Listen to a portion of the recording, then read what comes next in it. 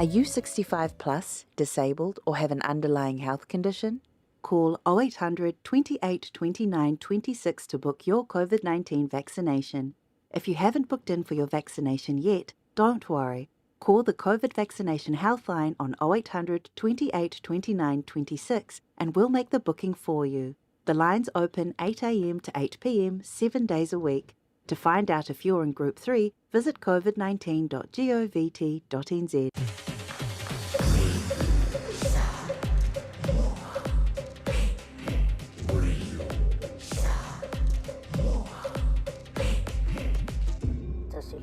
Tu amo.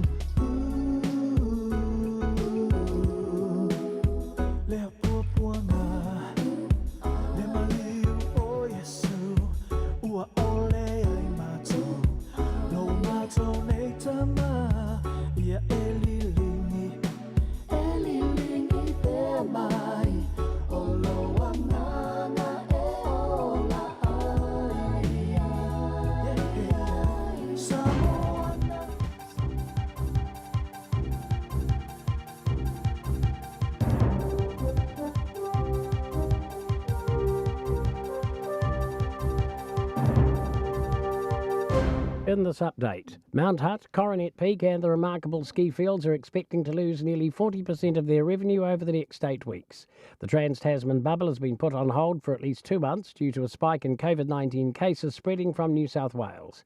NZ Ski Chief Executive Paul Anderson says this is not the news they want, just as school holidays come to an end. The Australians come in force through August and September, and because of their market, they really fill the gap that Kiwis returning from holiday leave. Victoria has recorded a dozen cases of COVID-19 overnight.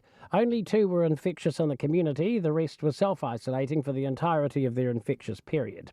The Australian state administered more than 19,000 doses of vaccine and completed nearly 40,000 tests. Sky's Melissa Christides says the state is increasing its border security. Anyone entering from New South Wales would be considered to be from an extreme risk zone. So that means that they'd have to obtain a permit before entering into Victoria. No new cases have been recorded in Queensland.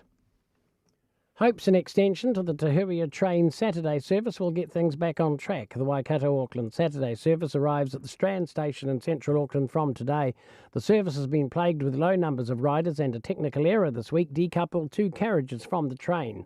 Waikato Regional Council Chair Russ Remington says today's service should be good. I think there's going to be a cracker, and the survey show it will be as well. I think we're going to end up maybe 350 plus going to the Strand. The United States' largest wildfire is raging through southern Oregon, but crews are scaling back some night operations as hard work and weaker winds help to reduce the spread of the flames. The bootleg fire was 40% surrounded after burning some 70 homes, mainly cabins. At least 2,000 homes were ordered evacuated at some point during the fire, and an additional 5,000 were threatened. In central Montana, 5 firefighters were injured when a thunderstorm and swirling winds blew a lightning-caused wildfire back onto them. That's news. In sport, men's Black Sticks coach Darren Smith is both sure and unsure of what to expect in their opening Olympic match against India today. Smith says India are usually a classy outfit who play with a fast tempo and have well-organised penalty corners, but that's all they can go on and haven't played India in 2 years due to border restrictions. Experience courtesy of the Rio Olympics has George Bennett primed for a strong finish in the road cycle race at Tokyo. The 31-year-old will tackle the 234-kilometre course this afternoon at 2, with fellow New Zealander Paddy Bevan acting in support. Bennett competed in the road race 5 years ago in scorching heat and even spent the night of the event on medical watch due to dehydration. He says that all comes together to provide him with a plan of attack. And the men's rowing pair of Stephen Jones and Brooke Robertson are just getting underway in the heats. That's sport. I'm Bruce Russell. Ua na ole Radio Samoa, se furulima iwa toru a mo, e tautuaina o e ilaungana, fitu aso le vai aso.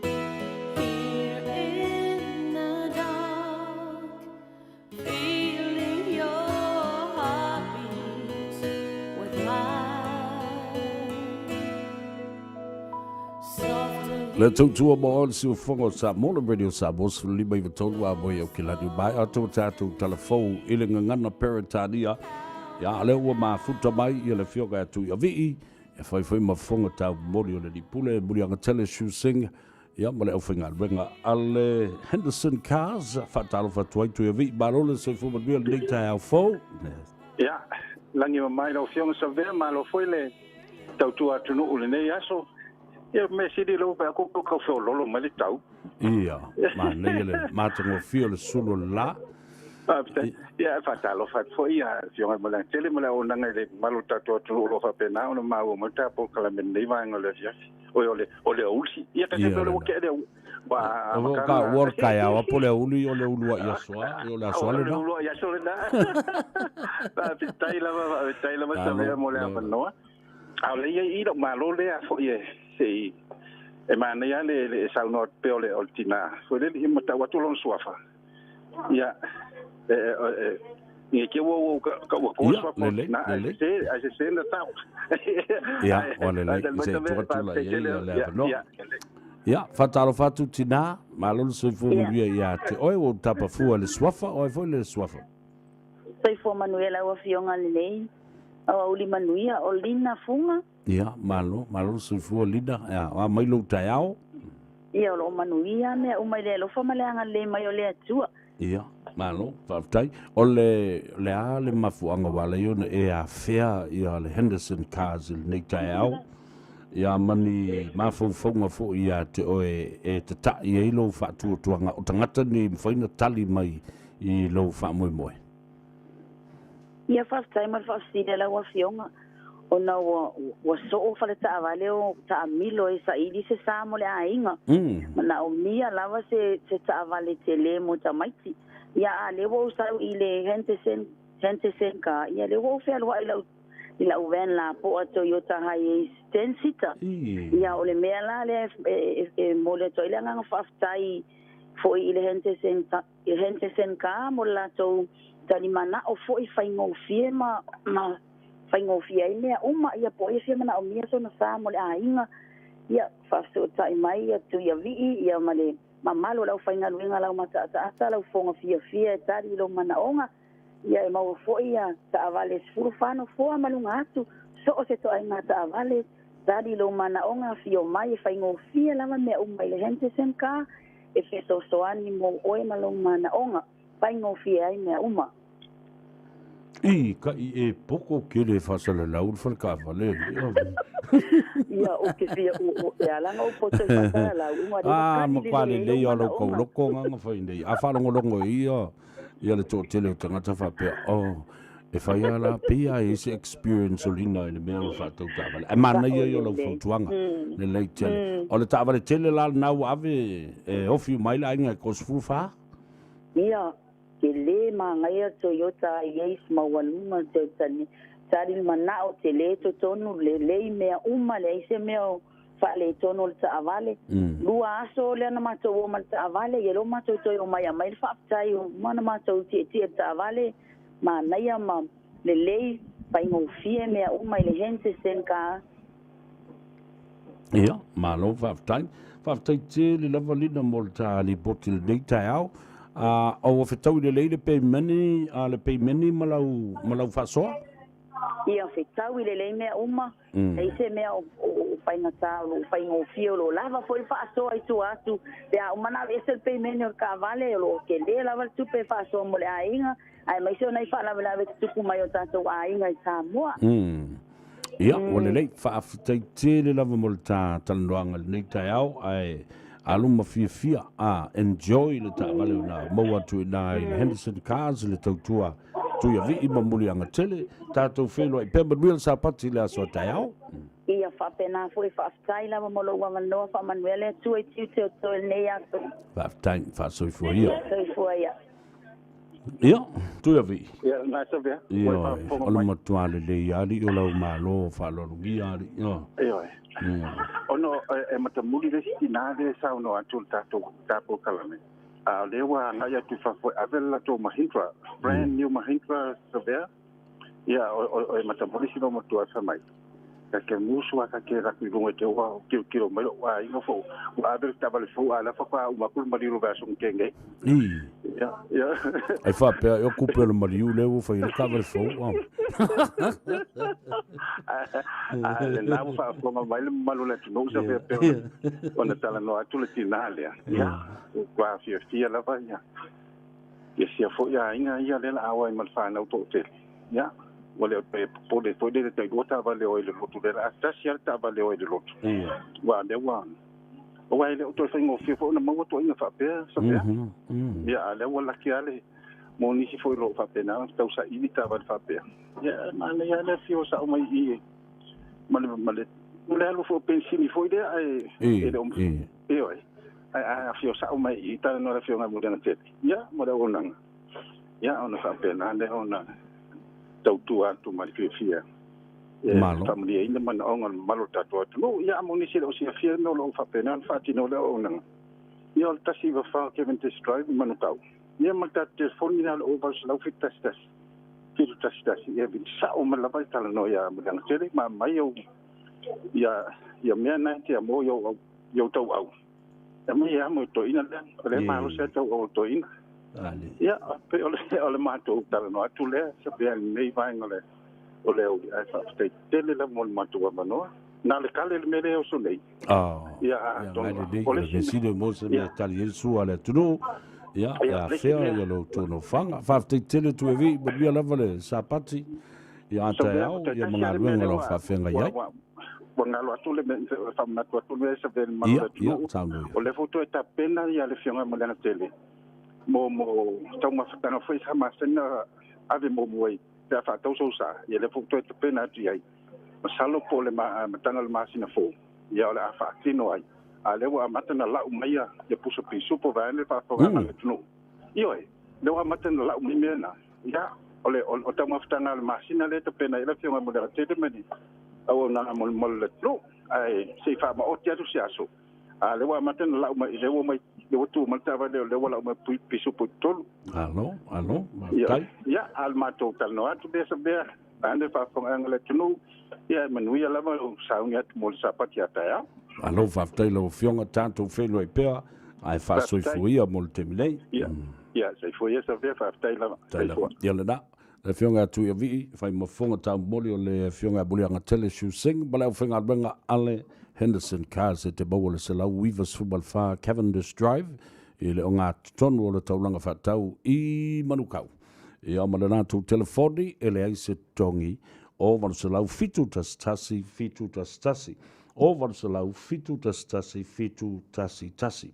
Au e whainai e tātou musika i manisi o tātou whasaluga whapisnisi, se wha mai atu i a talanoanga fo i manisi o atinae, ia o lo o tu ai matangi olo, ia nisi o alamatama whanau o le atunuu, ia o pisi nisi o lo o tautua i nai ia lo tātou atunuu.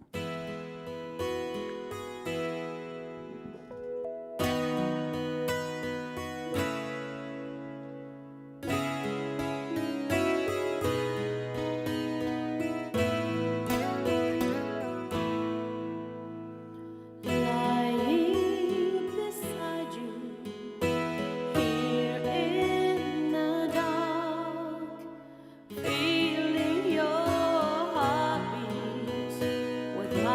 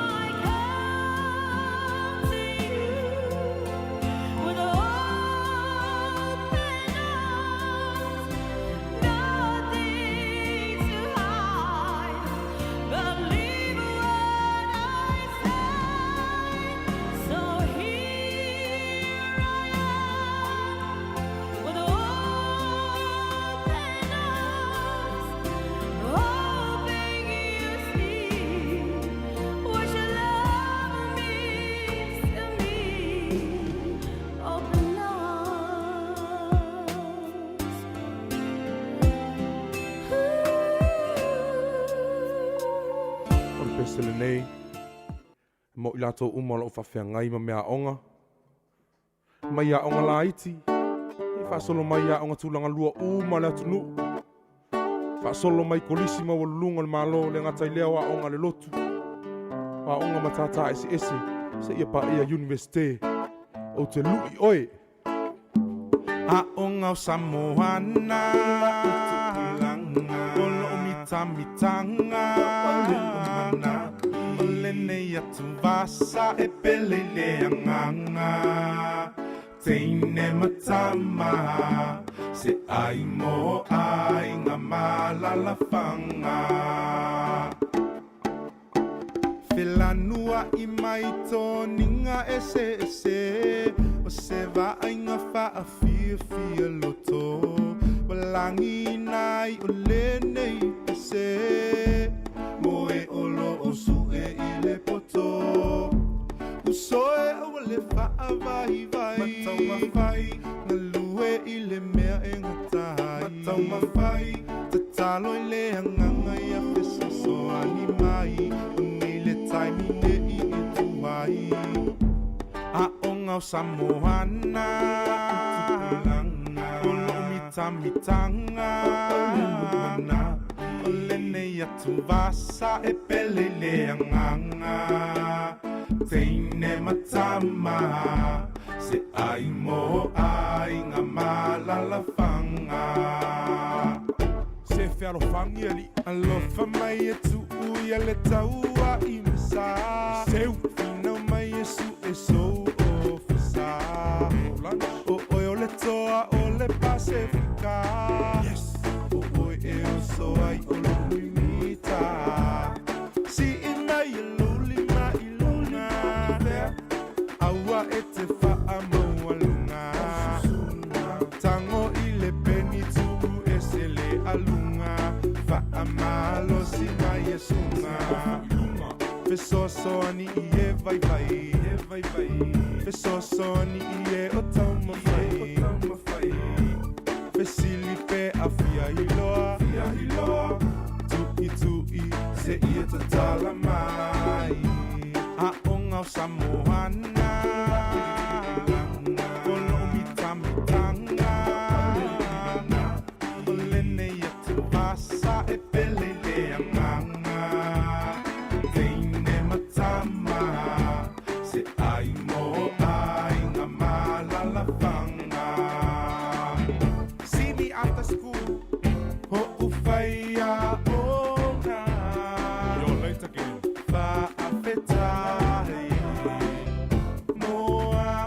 Na vani o tolo ma le pese mo te miti a onga e se o fai ala tu manu longa ia ole weekend muli le to o nga komiki le onga le vai so fo malo te miti ole wa mafuta mal telenga ya tungsi o Pio Wilson mal tanto falta vale na le Omega Cars ya wa fo ile fa fonga tapa ile tudu ile awala olo fa tino ile o nanga ia ma le sosali pe a fai sulfa ya tu ile Omega Cars malo se fo dia tungsi Ya, se fue muy bien la emoción de Savea. Pa malo tu atunu, pa malo fue le uso, pa malo si. Ya, fa mo via o mania le sulu le la nei fo ia oli ya fa mo fo lo o ia nisi o lo la to afia ia le tu ma o nanga le Omega Cars saudo ia. Ya, sale la persona anga Savea matango si la sona fa ile mo tato. Ya o ai ngai lo na ta mate tau mate pe tatu te au le malini espo ia via la tatu tapa au de langi ia ngana le fa i sta fa sala longa la fa fa e fa pensa me la se fa pe na o lo mai ana e fa tulino fa pe lo il pa io Samoa ia fa talo fa la vale a lo Omega Cars Samoa ia le va ia faila le fa le fa sala longa ia to tele we la fa ta bali to no tala Omega Cars le fo Australia na talo sanga to luwa e bona ai ngan Samoa le te dia la talo sanga a de ta vale matango fieta vale le la to wale si tek mai na to matango fieta vale e ro display I do male di malon talo Omega Cars de le ta vale yo o for rangers soya te o tu ai ngan de wa patele lo por alco na ta o cha wai o le mato ai alu mia la pa yo to ai alu mia de so ve che peli Paua, pone foi le paua. Paua, te io doi pinkengi ki foi au de lei. Ki sa vale kulo ai ka wa ai. Ala al mele kusa pe ala luko mamami. Pike ku foi le mai ki kilo. Tin ia whapera tulanga lea, whapera tulanga for Rangers ma tulanga ia matanga ki te na Zambali. Ai te tal tonu ina su mai la ia tal tonu la ia whapera kwa la sosani tong sia pa mamla ma uma me to finance. Ia na whaida la whitinga te whaatino le tal sanga pele hai. Ia su mai le lua salau ke ministrai manukau, lua salau ke ministrai manukau. Ia te whalau mai for te foni, o iwa lua fitu le mawaru tal stua. O iwa lua fitu le mawaru tal stua. Ia te whalau mai te fonte adai. Ole olu atasi pati tuano 5 fatasi olu atasi pati tuano 5 fatasi ia fatai tele la bauso ma dia fai van metao ma lo fatai lo fatu mo dia nga luenga bar sapati la so tao fe lo estemi ia fa ia so fo telenga tung sio Pio Wilson to mo fai lo va ia fate se atu tato fatal no nga fa business ina ia mo fai on tele le avanoa. Ia e tala noi ma lo fa lo ngia fo le ia so pe no to fa fonga ia o avantu le taimi o sola le sunga le pali tele ton taimi le langi ia file ia o le o fa tasi mai la tatu wola va vai foi e nai fa si langa nei ia on fo i mai le on tatu se e lo le ile aunga aute tatu tala noa ma yoa fa fonga i le tunu tau alu manga na tō laulawina I laso na nafi o le whai unga le wha msinonga pili I ona vaenga e lua lea na nofo ma whaatali tali I ai I alo tātou o tunu. Afoi mai. Radio Samoa. Taslima I watolu amo.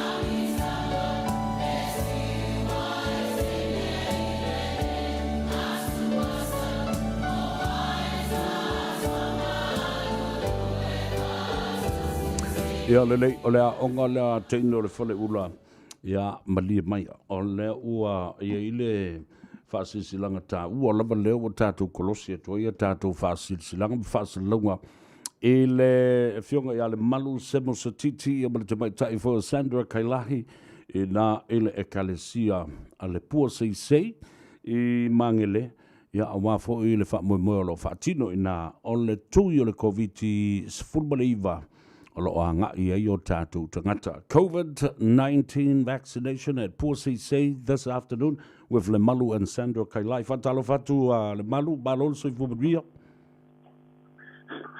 Whatalo fatu lau whionga Savea, me se foi whawhong angal tātou atino.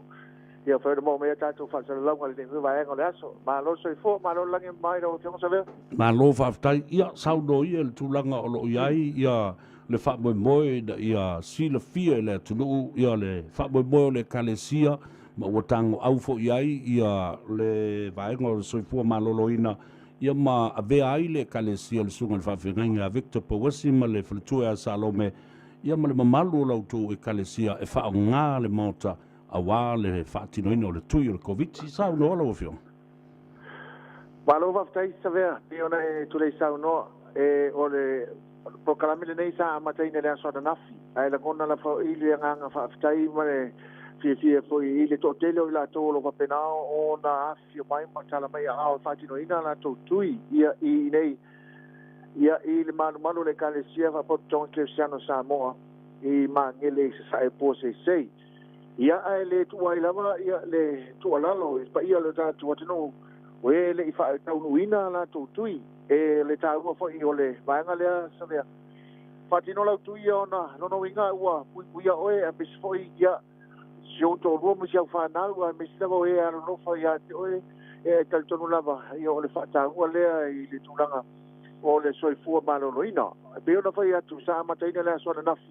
Lau wapena o na wawina i lea so. E leo tama mao na mai a lea o le pokalamile nei lea so le fuafua ia fa mai aina ile afo le tolu ile afia finei Savea ai pe o se tu alalo le tonu lava o lava o fa fo mai tonu tavale tonu mo te malao afia lava o fa fo mai mo melta fa se lo ko dei afia mai tala mai ao ia i le tolu wono Winthrop Way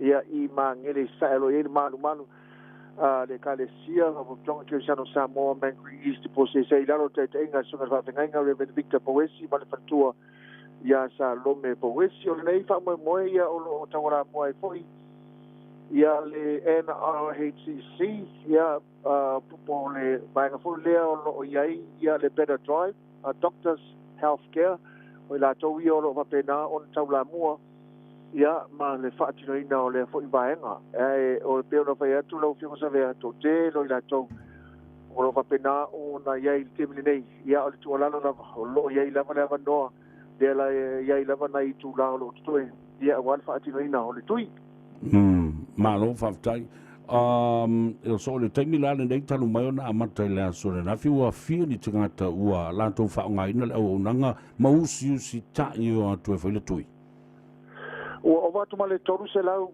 atu fata simana le aso nafi Savea o watu male toru se lau e matua o le pokalamile nei o lo fai ngoina o le pop-up vaccination station mo nisio tangata tūrata mai nei mangele ia o le tala ia o le taimi mua lea o lea ua whaatino ai lea pokalame le foi lai vava ai natu nei ia le mtanga luenga soifua maloloina po le asetali mai na i o tātou tangata i lea foi pokalame fou pe no fai atu te mea whanau o le pokalame mua lea o whapatino ina nei ia i mangele ma o lea foi se lātou vava ai ia i le tali mai o tangata lava penana whaua wina ai au tutali tonu o le alava ia le o fea foi ia pokalame o whapina ona mawhau iei lātou le whātino ina ia o le tali lava mai o tātou tangata le awhisia mai e whaia la tūtui e pei o le vaenga leo lo tuli mata ia i la tūlo wa penana tau la moe lea fo i vaenga a o le tūlanga le nā pesa e tū whatisinga peo le asona nafi ma le aso ia ua o watu amal tōm se lau le o mai tau atu a o le lava o lo tala pele ava noa mo le tō tele o si tātu atu Malo whaptai, o le ala le umi o lo tutoe le so, au le i tāpuni alo ia le whamoe moe. Ei whamoe le a tāpuni le afo le tolu le fiafio le so, Savea. Afo le tolu, ia ua mai a no, ia ma tāpuni alo ia le nei whamoe moe me nei pokalame, pero pai atu sa amati le aswan nafi. To telefo ila tau sa o mai, ia tatonu la valo o tala pele avano, afio mai tala mai au, I nei le tolu wono win from Wales e le falsapo le malu le kalesia ma pop ton ke sano Samoa mangele sa e po sei. Ia, malo fa tele le vai lo fiong le malu o le a tam fai ma tu ia tu pea ia le pa ia ma lungo le tatu tu no ina ia fiel no fanga le na le monta on le e kalesia le po sei fatino le mela a tau no fai le tui tatu su stai ia malango fo i le ngaluenga o lo fatino mai ele sunga le fafenga bal faltua e se fo i le malu le kalesia ma lo fionga le malu ia pe si vai nga to fia sa no iai ai tatu le tau mai Partai Savea e tatu lava o le fai unga lava e fai lava e tangata ia na ona walala o tu pea ma faltua tu tau o le fatirina o le tui e pe ona mai tauina fo i nisi ia le mone mau mai foi fa mai o lo tele lava tala AVC i be foi e tatu te mau mai ia i nisi i lungo au wala ma fa pena nisi fa tala nga se ro ma pena na tu fa longo ai a le be moni la Savea ai fia mau le tala moni te visiti sa o la vai la fo ma ia pe o le vanga le tau ona tu le mata ia tatu au tatu ti fa longo fu i tala o lo pena na ave tu e ono se ele fa longo ma ele sa fa ila tui ai mau lava ia le tala moni ia I lo vidia I lo fo mai ia pe ona mau ile ma mai se tala moni o disio vai nga tauna e sumai ma oe ava pe ia la numero le fa mai o le NHI number ia le nga tfai le passport ia o lo o le ngo lo tu tono le passport pa pe fo I lungo le o lau emaili po lau telefoni e te sumai ma oe ia o numero na o vai nga e tauna e sumai ma oe ia na e saula vai le ma le stala I nei ia I le malu ia ma fatino I lo lau tui le ai la se fainga tata lea a wone e misia le nei ava no fa fo mai tata no o wone e misia le nei ava no taua a fio mai sumai le tolu mono win from way mangele sai fo se sei ia lo fa pina no fatino ai ia le fo I vaenga e ona fai atu le ava no taua le wa mai la vai tonu mangele nei tu lat pe nei o tatu tangata nei fa pena no fatino ina le tui mo le sanga le mu oe sio to lua sio fa nau ia mai se le nai o ai ngalo va pena no to fa tasi le aso ma le aso e ma le tele la lo fion Savea allo ma ria fu ia po kalame lo va pena no fatino ina mo so to fa wa de tamu e mai o tatu what no e na ia pele lo fo ma le o tatu mai se li lagi ai fa so fo ia lo fion Savea allo fa tele fion le malu tanto talo I o susta ia no tanto butulu ai mo sa o konga ngo fo ngai mangele ia vai mai au pito ma le fiona I le konsula ai ngofo ngakang ka popoko kang ka mai ia le la mo fo e mama I fo ko ku malo e tala ia va so foi ia va tai do fiona ia le na ia to al lo fantu ia va vai ko ia amalingi lo I makamangi mo ia le malu a sebo se titi o I le tau ana wina o le mamalu le tunu ai mai se to lo la papa au ina I mangele ina ia fio atu ia ma fai le tui o le ua se fulu minute o te ai nei ia le tu o le ai o le ua koe lua se fulu minute I le lua o le ta ua o iai le avano e mawhai o na o le nae sao noa tu sao mai ia le fionga I le sa whapito le fionga le te mai tai pale mia filifili o Samoa I le so ai le o mo la na le mo statu tal noanga ma le fionga le sa whapito nei le tai ai ese te mi ona toe ona ta atu le o le tulangolo iai ia lana va sisilang o lea ua mafuta mai ia le fionga ia por sunga fo I le pali tele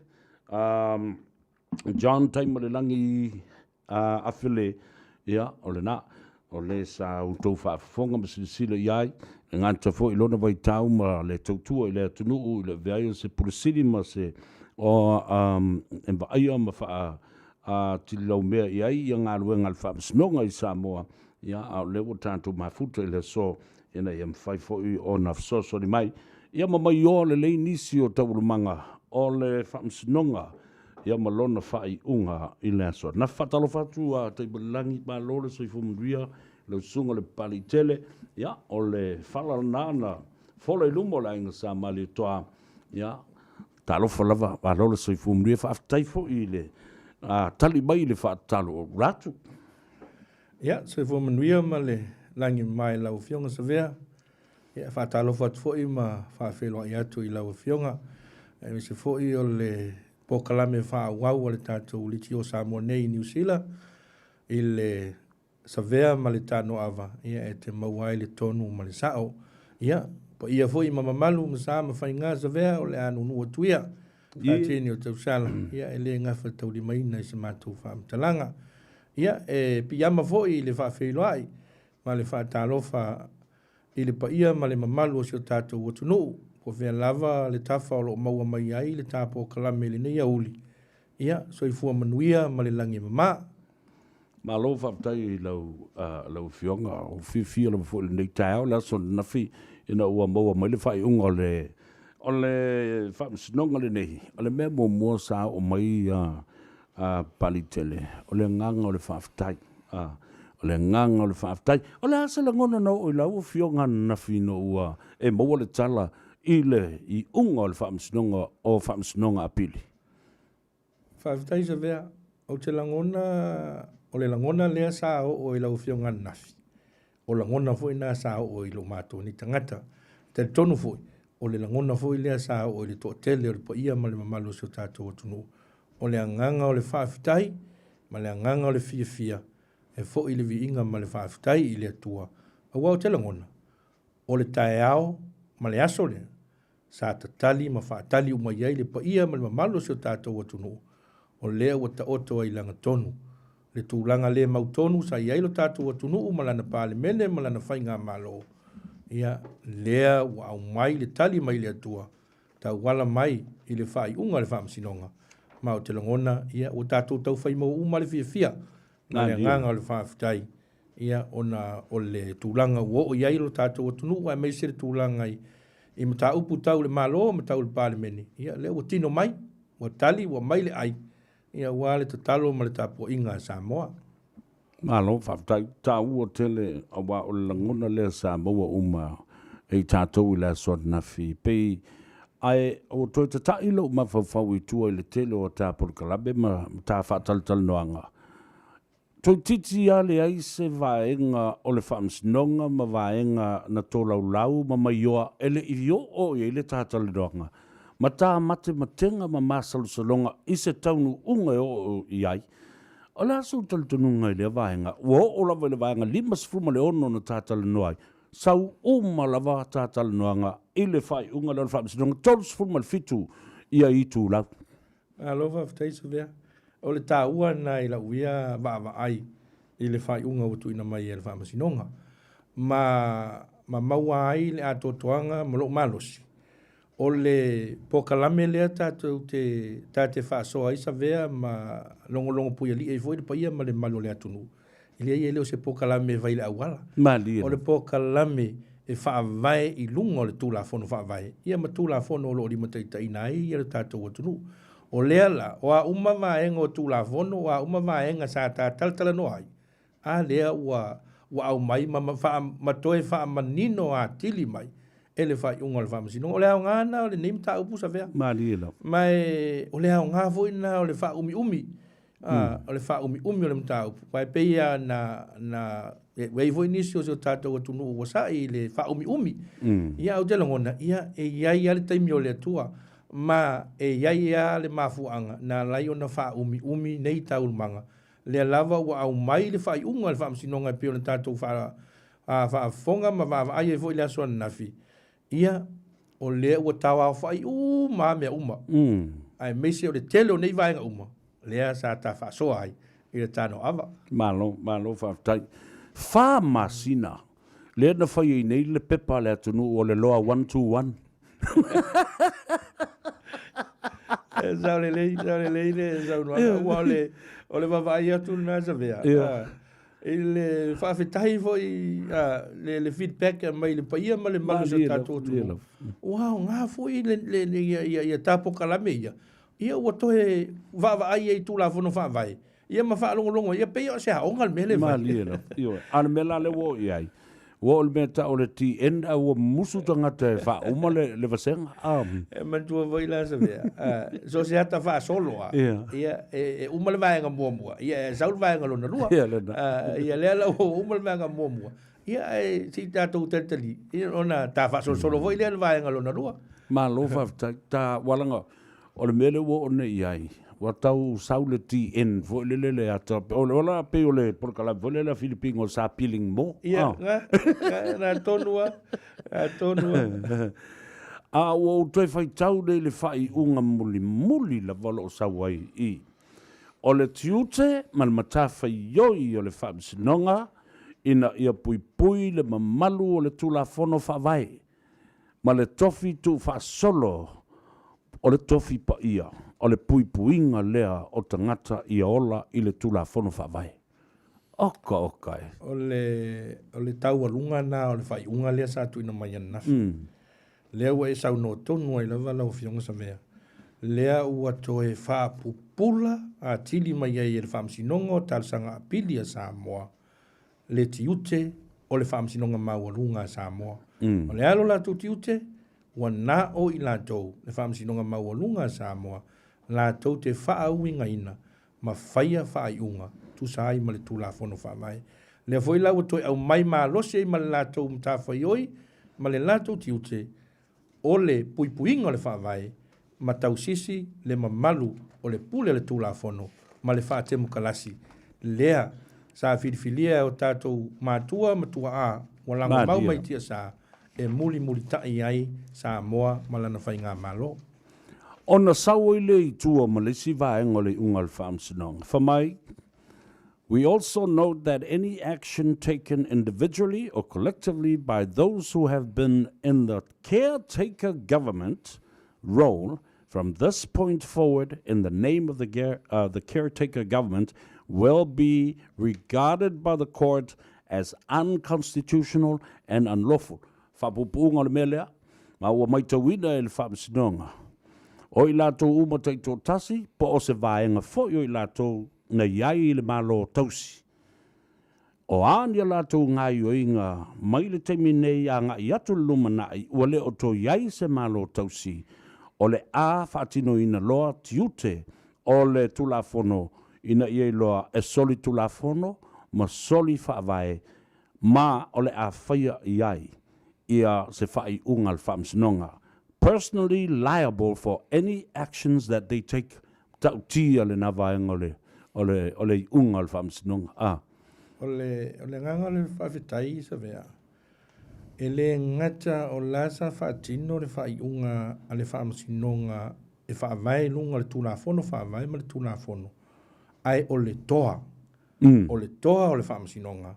E la tau te whaatinoa ai le la tō mtawhai oi. Ma au mai ai le ngangana tu usao, ma le ngangana whaingofie. Ma le ngangana whaingofie. E mo moli mai ai le whiau, mo moli mai ai le whaiunga, ma mo moli mai malana polo inga, tu sai ma le tūlafono whaamai. Wa nawo, wa leza e sau no Savea, le voisa e tō laulo ina mai le vaenga. Wa e peo le vaenga na o lai whatatau, ile malo tausi, le caretaker government. Lea wa mai, a mata mai le asona nafi, ile taimi, na lawa ile unga le whaamasinonga, e le toi iai se me tau o se malo tausi, te caretaker government. Ulai fo se malo toso, wa uma I. Ona sawa le vaenga o le parkalafa lona sfulma fitu.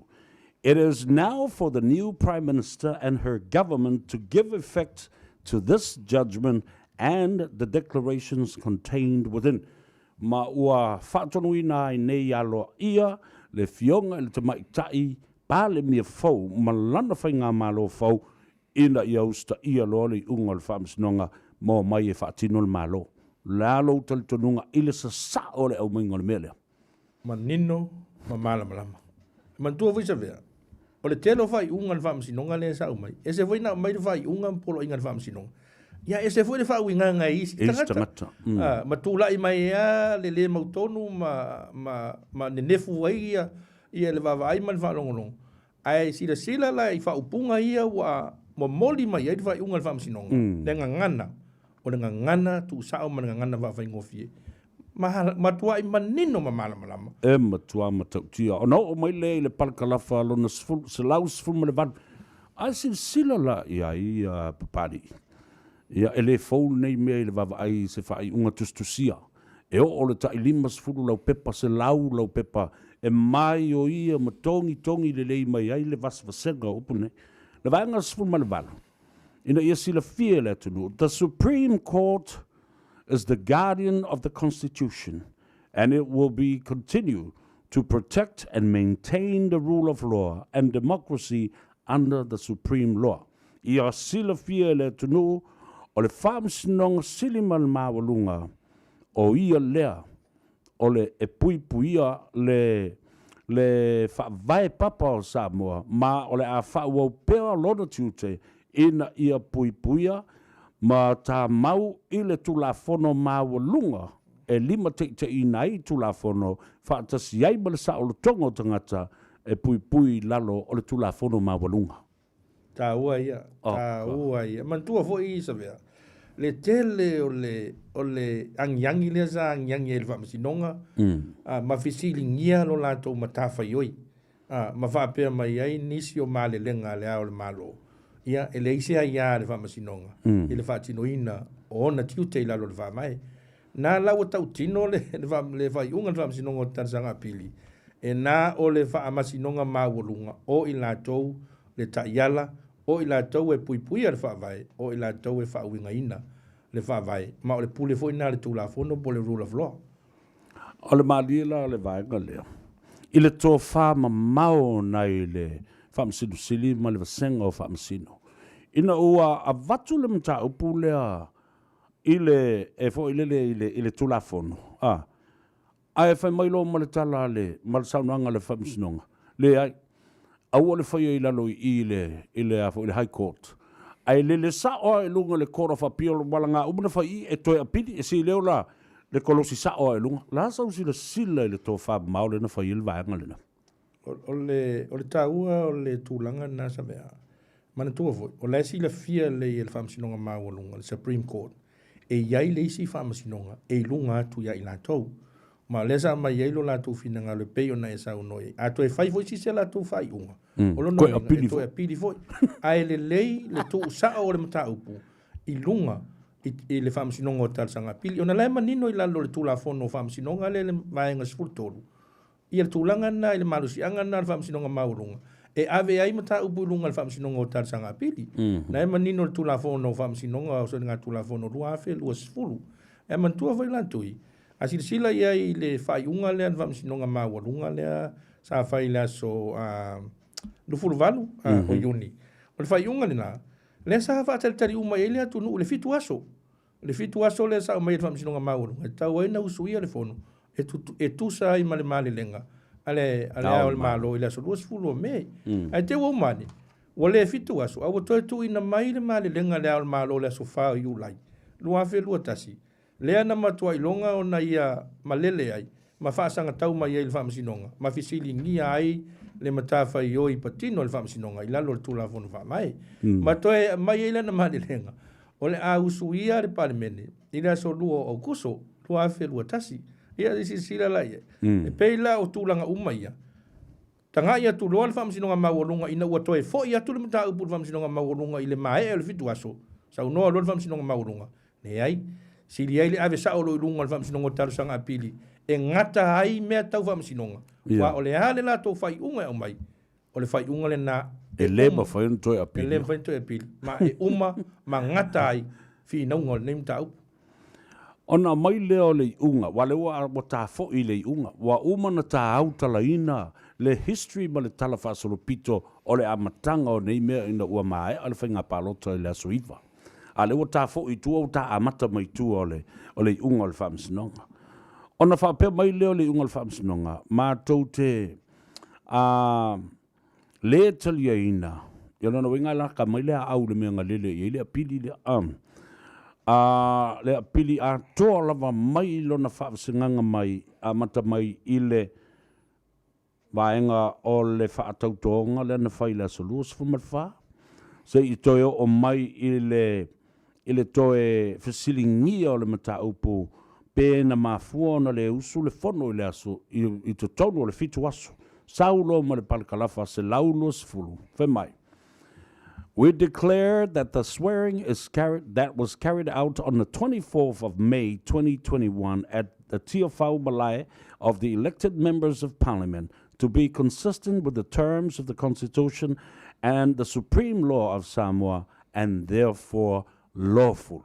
O lono winga whamai, ma tau te tau tino atu, ma whaasilisila alo ia, le whai unga le whaamsinonga, o le whaatau tō ino i la tōu, i lalo le whale ia i la so luas fuma le whao me, lua afe luas fuma le tasi, i le malai tia whao, e nisi, le malai tia whao o sui o le mautafona ma le paramene, o loo tā mau i le whaavae, whaatasi ai ma le tula fono ma walunga Samoa, o le ala lea mātou te whaapea tuai, e talia ina, ma alo ia, i le tula fono le nā whaatautonga. Mata utia le mele. Sao le sao noanga Savea mana tua. O le mta upu le sa tō laulau na whiri whai unga. O le whai unga na le whamsinongo talsanga apili. Ia tu sai ma le apili a loia sili le sa e sau no iai. E whaasanga le whai unga le whamsinonga i la sorufu le valo iuni. Man tua fo le whai unga le whamsinonga maurunga la sorufu valo iuni Savea. Lea sa wha lea o ngā ina. Whapea me le whamsinonga maurunga. Le soli tu la fono soli fa mai le fa tautonga le na fa ila solu fu fa me ia le la sa e ia ila mai ngali fitu aso na sa tu ina mai le sa ma fu na fa ila pili lo yesili mo no ofisa ia ma pi ia ma to i male va nga fa u fa ili cha pipi asa ia vo ila le cross appeal ale fast mal la to fu fi na nga sa au mai le sa to e fi na u fa msinga maurunga e fa ale tu la fono ma fa ale fa mai le fa tautonga sa fa ila solu fu fa me nua felua tas le ala wa sau no tonu ila ile fai unga le halva misinonga le o tu man tu foi Savea ona le foi ia ini so fina ngalo le langa pe ese malo si anga fa le nga ina ile fai unga halva misinonga maurunga le na fa pe mai fai unga halva misinonga maurunga e sol tu la fono so fa mai le fa tau tonga fa la solu fu fa me mana tu foi o le fa misinonga tar sanga apili e apili ai fai unga fam sinonga maunga the higher court fai una fa leo ngai la loif o le fam sinonga pito i maunga la le a Samoa fam sinonga tal sanga pili ma e to tonu o le lio o le fam sinonga maunga ma o la foi la manino ma lo si anga po jurisdiction on fam sinonga tal sanga pili i la lo mta upu fitu lima ma le mta upu fitu ono le fa mai e la toute suia hai mali se fai unga fam sinonga maurunga e la tau te sui ai se fai unga fam sinonga maurunga mai ma fai ai ona fai la tau polo inga pe asi la fia fam sinonga ua ta tau ai ona fai polo inga la manino ila lole la manino la jurisdiction ale court of appeal ile mta bu fitu lima ma mta bu fitu ono o tu la fono fa mai ma lo fa tai ta ua tele ia ma le fai upu muli tato yo i lo i e toe amata mai. Ma o lo fai upo se lau luas fu maritasi o le parakalafre na lo fa pe mai ai. For the avoidance of any doubt, this means that there has been lawful government of Samoa since the 24th of May 2021. And that lawful government is the fast Fatuatua le Tua Samoa Otasi Party, which holds the majority of the seats in Parliament 26-25. Ma o lela, ina ia avese ai se langona fo ilea tau mate ma le mautonu na iai lava le malo alo ia o Samoa talu mai le whaatautonga i la so luas fuma le whao me lua afe luas fuma le tasi i lalo le whale ie ma o le malo fo ile na whaatu la whanoina o le whaatuatua i le atua Samoa ua tasi ona e siri o la tungfua luas fulu ono i le luas fulu malima whaaftai Chief Justice Satiu Perese, Justice Tuatanga Loa Mata Kelly, and Justice Tuala Warren. Mā lato saini umai o saini mai ai. Oka. Se mea fole le wha mo i loto ia te au, i le tō tangata nei. Tau no il vanga lea pari.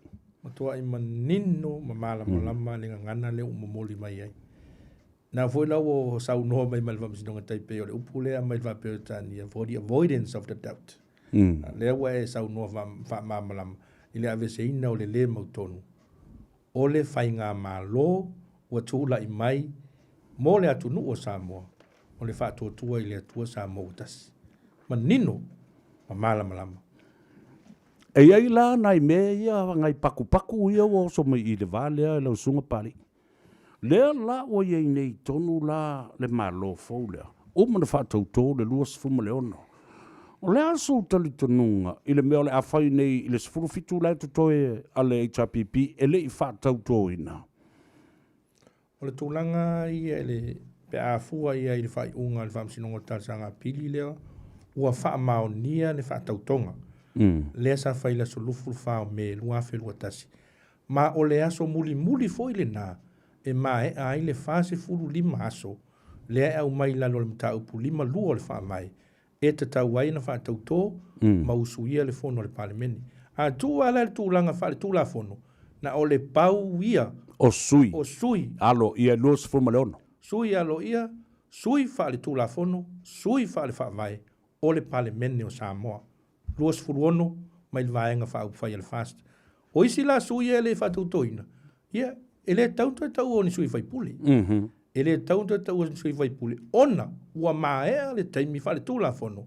Sa te tau wai ona wha tautō i la tau. E tu sa ai ma le whiriwhilinga la tau tū malo. E a vea i ma whai pule. O pasi le taimi. Mai le tau ona tu e tau ala tau ni whai pule. O le mota. O le tūlanga la a Savea. Ona e leo iai se vaenga o le whaavae. Tūla fono whaavae. O whaamatala mai iai le tūlanga lea. I le se whainga e whai i se sui whai pule. Wa le wha tau tō ina tono le whasu li maso.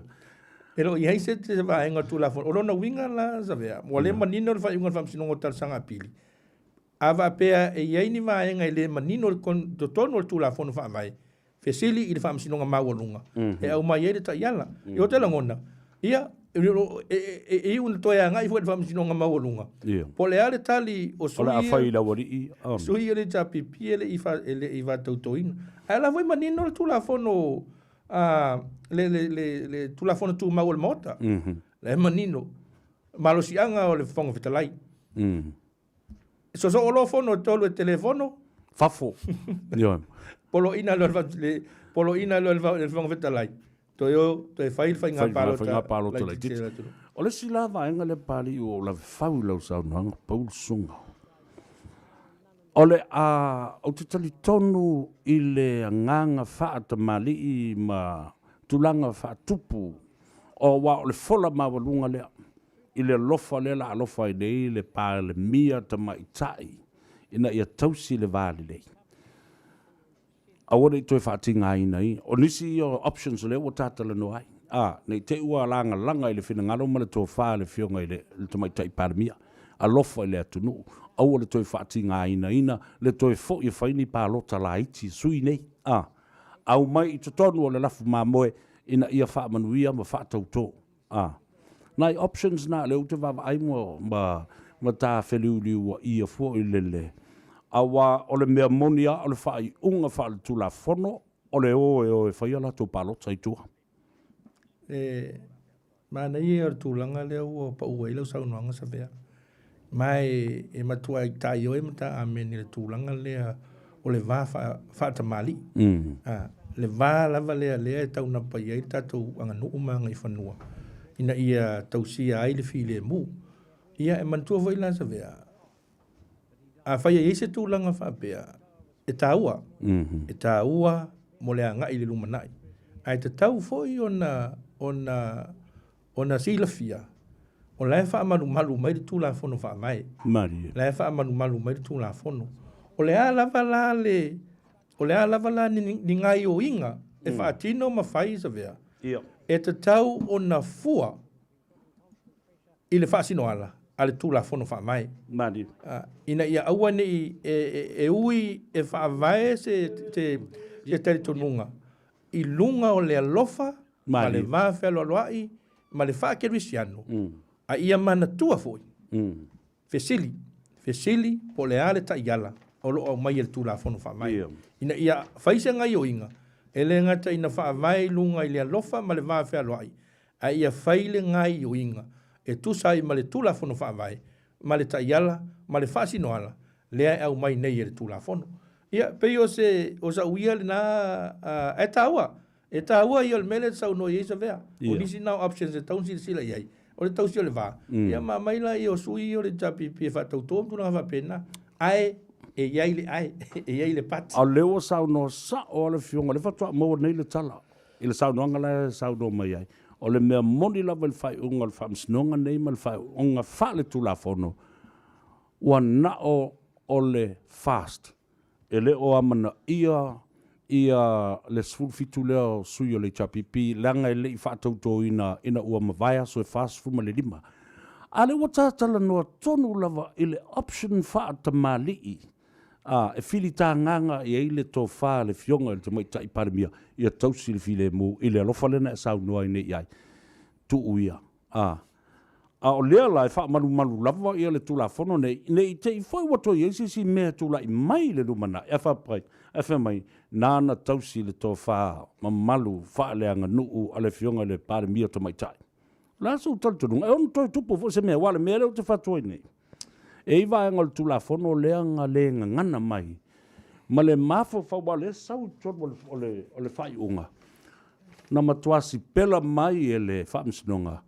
Le vai ma le lata mai o le silasila le au le malo i ona tiute sa tau na whaatino. Le vai ma le silasila lata mai ale a fionga i le fonga fitalai e le o toi eiso na malo si anga i tonu. Le ala la le o te whai atuai. O lo sa no le whaamisino i tonu o le whai unga nei. E le i mafauina e to ina sa whai le whaavae o tātou mātua. O le ai eise au se malo e te e whai una tiute. I se tae au whaapenei 5 toi titi ono sfulu tausanga a o lea whatu a tupu leo se mea whaapea. Lono winga, na tusi 5 iai i a tātou mātua ma le upu lea in good faith.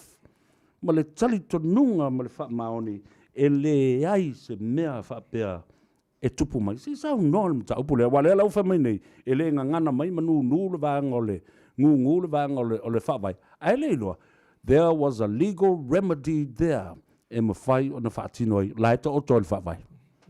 Tā ua i al tūlanga lea Savea. O le pea na o taumwhai e watu se tua lalo ma se manatu.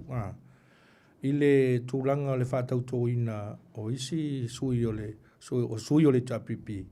Le to toi mai nei mai sui o pa u mai i whainga whamsinonga o whainga pālota. Ia o le voilau a mailo vina ngalo se tūlanga se vale lei ma se va whaata mali. Ia e whaatino ai mai tauwhin whaatauto. A o le e iai alo manunga le tūlanga le Savea. Mani. Mana tua whinaunga ia sa a mata mai la soivo a perila e o mai anafi. O whinaunga wha le tūla fono. Mani. O whinaunga sa a mata i tua ai sa wha i ulava i le wha masinonga ma mai eila na wha i unga. A whai nei la o le a wha tautō i a sui o le tapipi o le fesili. O whea le malo si anga. Whea le authority. Whea le vaenga o le wha vai. Lea la wha tautō ai sui ia. O le fesili te le na. Ona lelo ele o tautala i le wha vai. Pau le tūlanga le tautala i le wha vai. O le wha sfulu le maso. E te tau na wha tautō ai sui whai pule. Sa manu malo mai i le whainga pālota. Lea lawa mai al wha suri maso. Lea wa wha mao nia wha le tūla fono i a sui whai pule luas fulu ono le fast. Lea sa wha tautō le solusu whao me. Mo o mai na. Mo o mai na. Ma ele o iai seisi malo si anga o tautala i le wha mai. E toe wha tautō ai ni si sui whai pule. Ele i wha tautō ina i to tonu. O le wha sfulu li maso. E ro i se vaenga wa pena le wha mai. Ele o se mea whaingofie la papari. Ele whaingofie. Nango le lima te tai la tula fono whaavai le mataupule. E te taua o na sila tula fono wha. O lona wingana a whai e eise se tūlanga whaapea. E toe fo i ad whamsinonga maua lunga. e au mai ai le ta iala i le mea te tau ona fai i sui fai pule i le tapipi le fa tautoina e toi ai o lau tu alalo o lau tau le mau sila i le tapasa ma le ta iala le au mai le tulafono vai ia au lava nei faia se tūlanga e toi hiwa e fo inisi tūlanga e fisilingia le fa le tulafono ma fa le fa vai au tūlanga ia le va felo loa io o aunga na fa inga mea o aunga na aute o aunga na o le anga nuu ma le anga i fanua Samoa ai aua ne ingalo tulafono fa vai le fa mal le sa noa Savea i le tūlanga le sa tau tala ia fa iunga le fa masinonga i le fina ngalo sa iai le fono fa vai le tasiva on sfulu to ina tupu matamali o le atunu ma fale upolo sa fausia ina le fa vai le tasiva on sfulu sa lilo o la tum sa fai le fa vai i lunga o le taritonunga ma le fa tuanga le lei le good faith in good faith sa fausia i le fa vai e au noa ma se tūlanga sa o lato fina ngalo iai o le a o sa mo se tūlanga fa pea o le a musu le ao le malo e fa tino na mata fa yo ilalo tu la fono fa mai sa lilo e manato na to ina e o se tu langa fa pe ona sa ma le sila ale fono fa mai e le mai le tau ona tu la i mai se tu langa fa pe i to tonu Samoa ia wane le o tu la mai mai te tau loa ona se e fa msinonga maulunga e failo la tu tiute e pe ona tau tala i tu la fono fa mai Malo whaftai. I le whi naunga lena whai nei e le QC lena watu lena sota i atu nei le link ana i Samoa. Lena sau noi, no vasili ngia le whamsinonga. A le ai la seisi e musu leo le malo ma te e whailo na tiute ma talo le fono o ai e whaia. A le tali le QC al fast. Fasino sao la vai le fionga il fam sin sili ma le vasenga o fam sinonga ma walunga o tau na tau te o mai e fai le tiute lea o tau fai valo fi lima ma malu na pe a musu lea o le malo e fai se mele sao e mal vaenga lo na lua o le sauduanga le anga o le fa tau tonga e le fai e tangata i le ao le malo e le tau to i le ao le malo e tau to i le atua ma tangata o le atunu o loo leo fola la tau te whai ele tau te nonga loto wha maoni. La sau tuli tu nunga lea me. Ua i o le tūlanga lea Savea, mana tua fui. O lea fatua alanga la ngā nei mata upu. Lea fatua alanga la ngā nei mata upu. Talu o na tūto, tasilo tātua tunu.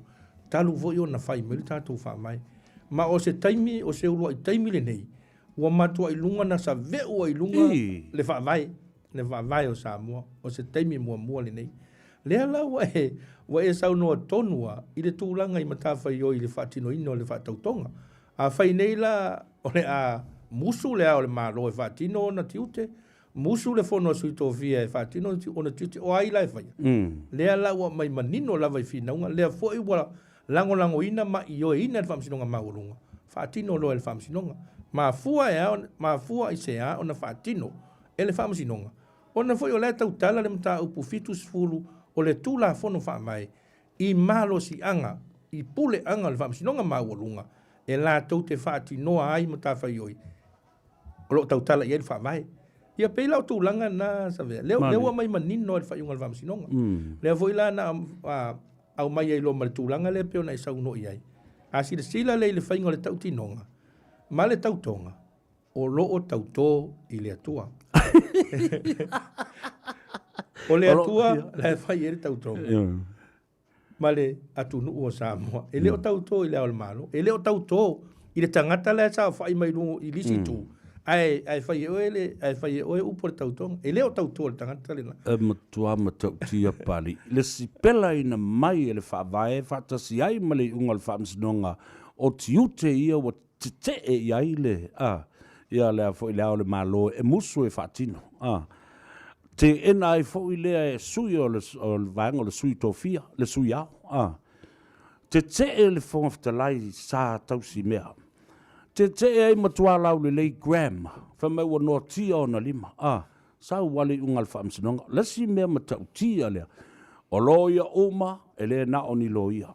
A le ua maua i fo i ma le fionga ia matawheo George latu o ia ele ngato se lo ia a o lawi loa le langi ona ia te ia fo le fai longa o le Notary Public e mawhai e ona ia whaatinoina ni tautonga whapene. Tau noa le vanga lea. O tā ua na o le vai unga. E peia nai sau noa le taimi o sola. So o se va engo ni vai unga. Ese le tā ua. Tā ua mo tātou, tā ua mo le anga i lumanai. Lea ua tautala tonu a le vai unga le whaamasinonga. I le tūlanga le tautala i le whaamai. O tō whinga wha le whaamai. Lea iei le fionga lea o le malo, le pā le mia, o i lātou umolo i lalo i tō whinga wha le whaamai, le whumwhitalai ma i lātou uma ia. O lātou o ni au auna. Maliela. Servants o le whaamai. E le o lātou ni pule, e le o lātou ni masters o le whaamai, o lātou o ni au auna o le whaamai. Pēnā fwoi whaamasinonga. O lātou au auna o le whaamai. Protectors of the Constitution. E whaatino i a tūlanga le tautala i le whaamai. Whaatino o lātou mtawhai o i le tautala i le whaamai o tūlanga le nā. Le fwoi lau au mai le whai unga le whaamasinonga. Ia i le ua manino mai ai. O le whainga i o tautonga ma le tautinonga. It's only a ceremonial duty. O pe fōringa mai. Na o se ngā luenga wha malu. Ina ia wha pe o na malu le sauninga. O lo wha tino ai le tautonga. A o le mea pito sili na tā ua. Lea tautala i e tūla whono wha mai. Lea voi watoe si pela mai e le wha masinonga. O le whainga o le tōwhinga. Maliero. O le whainga. Lea la sa nga i loa i le mtaupu fast food wiva le sa au mai le tofia ina o le fonga fitalai le sunga ia pali i le olo i pola li o te umaspau sa wha atino e tusa ai ma malusi angal tula fonu wha vai i lunga o le malienga o le maenga wha upu whai o lo i ai le majority o sui o le pane meni lea lau wha maria ina tūlanga lea o le ala lea o te whātoi pali o ana po faitau to sau to faitau o sau to no fo to fo I to faitau o le merisi me tau tiele o le tiute o le malo the inconsistency le upu fa pertani le va e lo ai fa mai o le upu le inconsistency o le faia se ngai o inga e tala fe ngai maona tiute a tilo nei la ia e o fo ia na malelenga e umanu whaata oto mai le whaamsinonga, le whaatonunga, malana polo inga. Ai e nofo mafau po, o ai fo ilai fautua ina leo le malo. Whaata oso mai le levo le po, ia se mea, oso mai, lea lai whaata ia le whaamsinonga. I le malama le tai au, o sau fo le si mea, sau le si mea. Au tilo le awala na ave, ese mai e le whaamsinonga, le malo si anga le nei le au le malo. Wha mao nia ma le sei nia, ma le alo I o le atu o sisi tu pei folele e whaatamali I lona ave ese ina o le nama malu ai o se mea matanga I le sila pe a wha upu mea na I se ngana la tamai mana tufu Savea le sau o whai unga le whamsinonga maulunga I le momolinga o le wheau le sa momoli e le whamsinonga maulunga I whai unga I o mai atu sa momoli I se anganga whaafautuanga se anganga tu lalo I le ao le malo, I le whaatinoina, o ona mkawhai oi, I lalo le whaamai. Le voi sa avatu ai ma se fina ngalo le whamsinonga maunga. Ia I la tau, o loo whautua ina le ao le malo, e te tau o na le lei, le whautuanga e ave le ao le malo, tu sai mal tu la fon whaamai. E peitai ane, o lea ua sila atu le whamsinonga. O lea avatu le tua lalo a le whamsinonga. Ai fōringa mai ua hatili ai ona soli tu la fon, ma soli whaamai. Le ao le malo, I le whaatino ina ona tiute, o le ala le mele utato wawai. Ua tu sa o loa, le upu o le whamasinonga. Le ua tu sa o lawa I le ao le malo. O oe o le au auna o le whamai. E le o oe o se pule le whamai. O oe o le au auna o le whamai. A le manino, le ua mai, o upu tu sa o na le whamasinonga. Wa uma le taimo le tua lalo, wa uma le taimo le fautu. No le alava tua lalo atu. Ai pe ua atili ai na soli tu la fono. Ma le tau sisia mta whai o ile tau tala i tu la fono whawai. Awa I lisi sau noanga le au malo le na mai ai. Pese sau noanga tau whawhewhe fo le luma tau whamata. le na fa pe mai ai I le afo I le whamsinonga.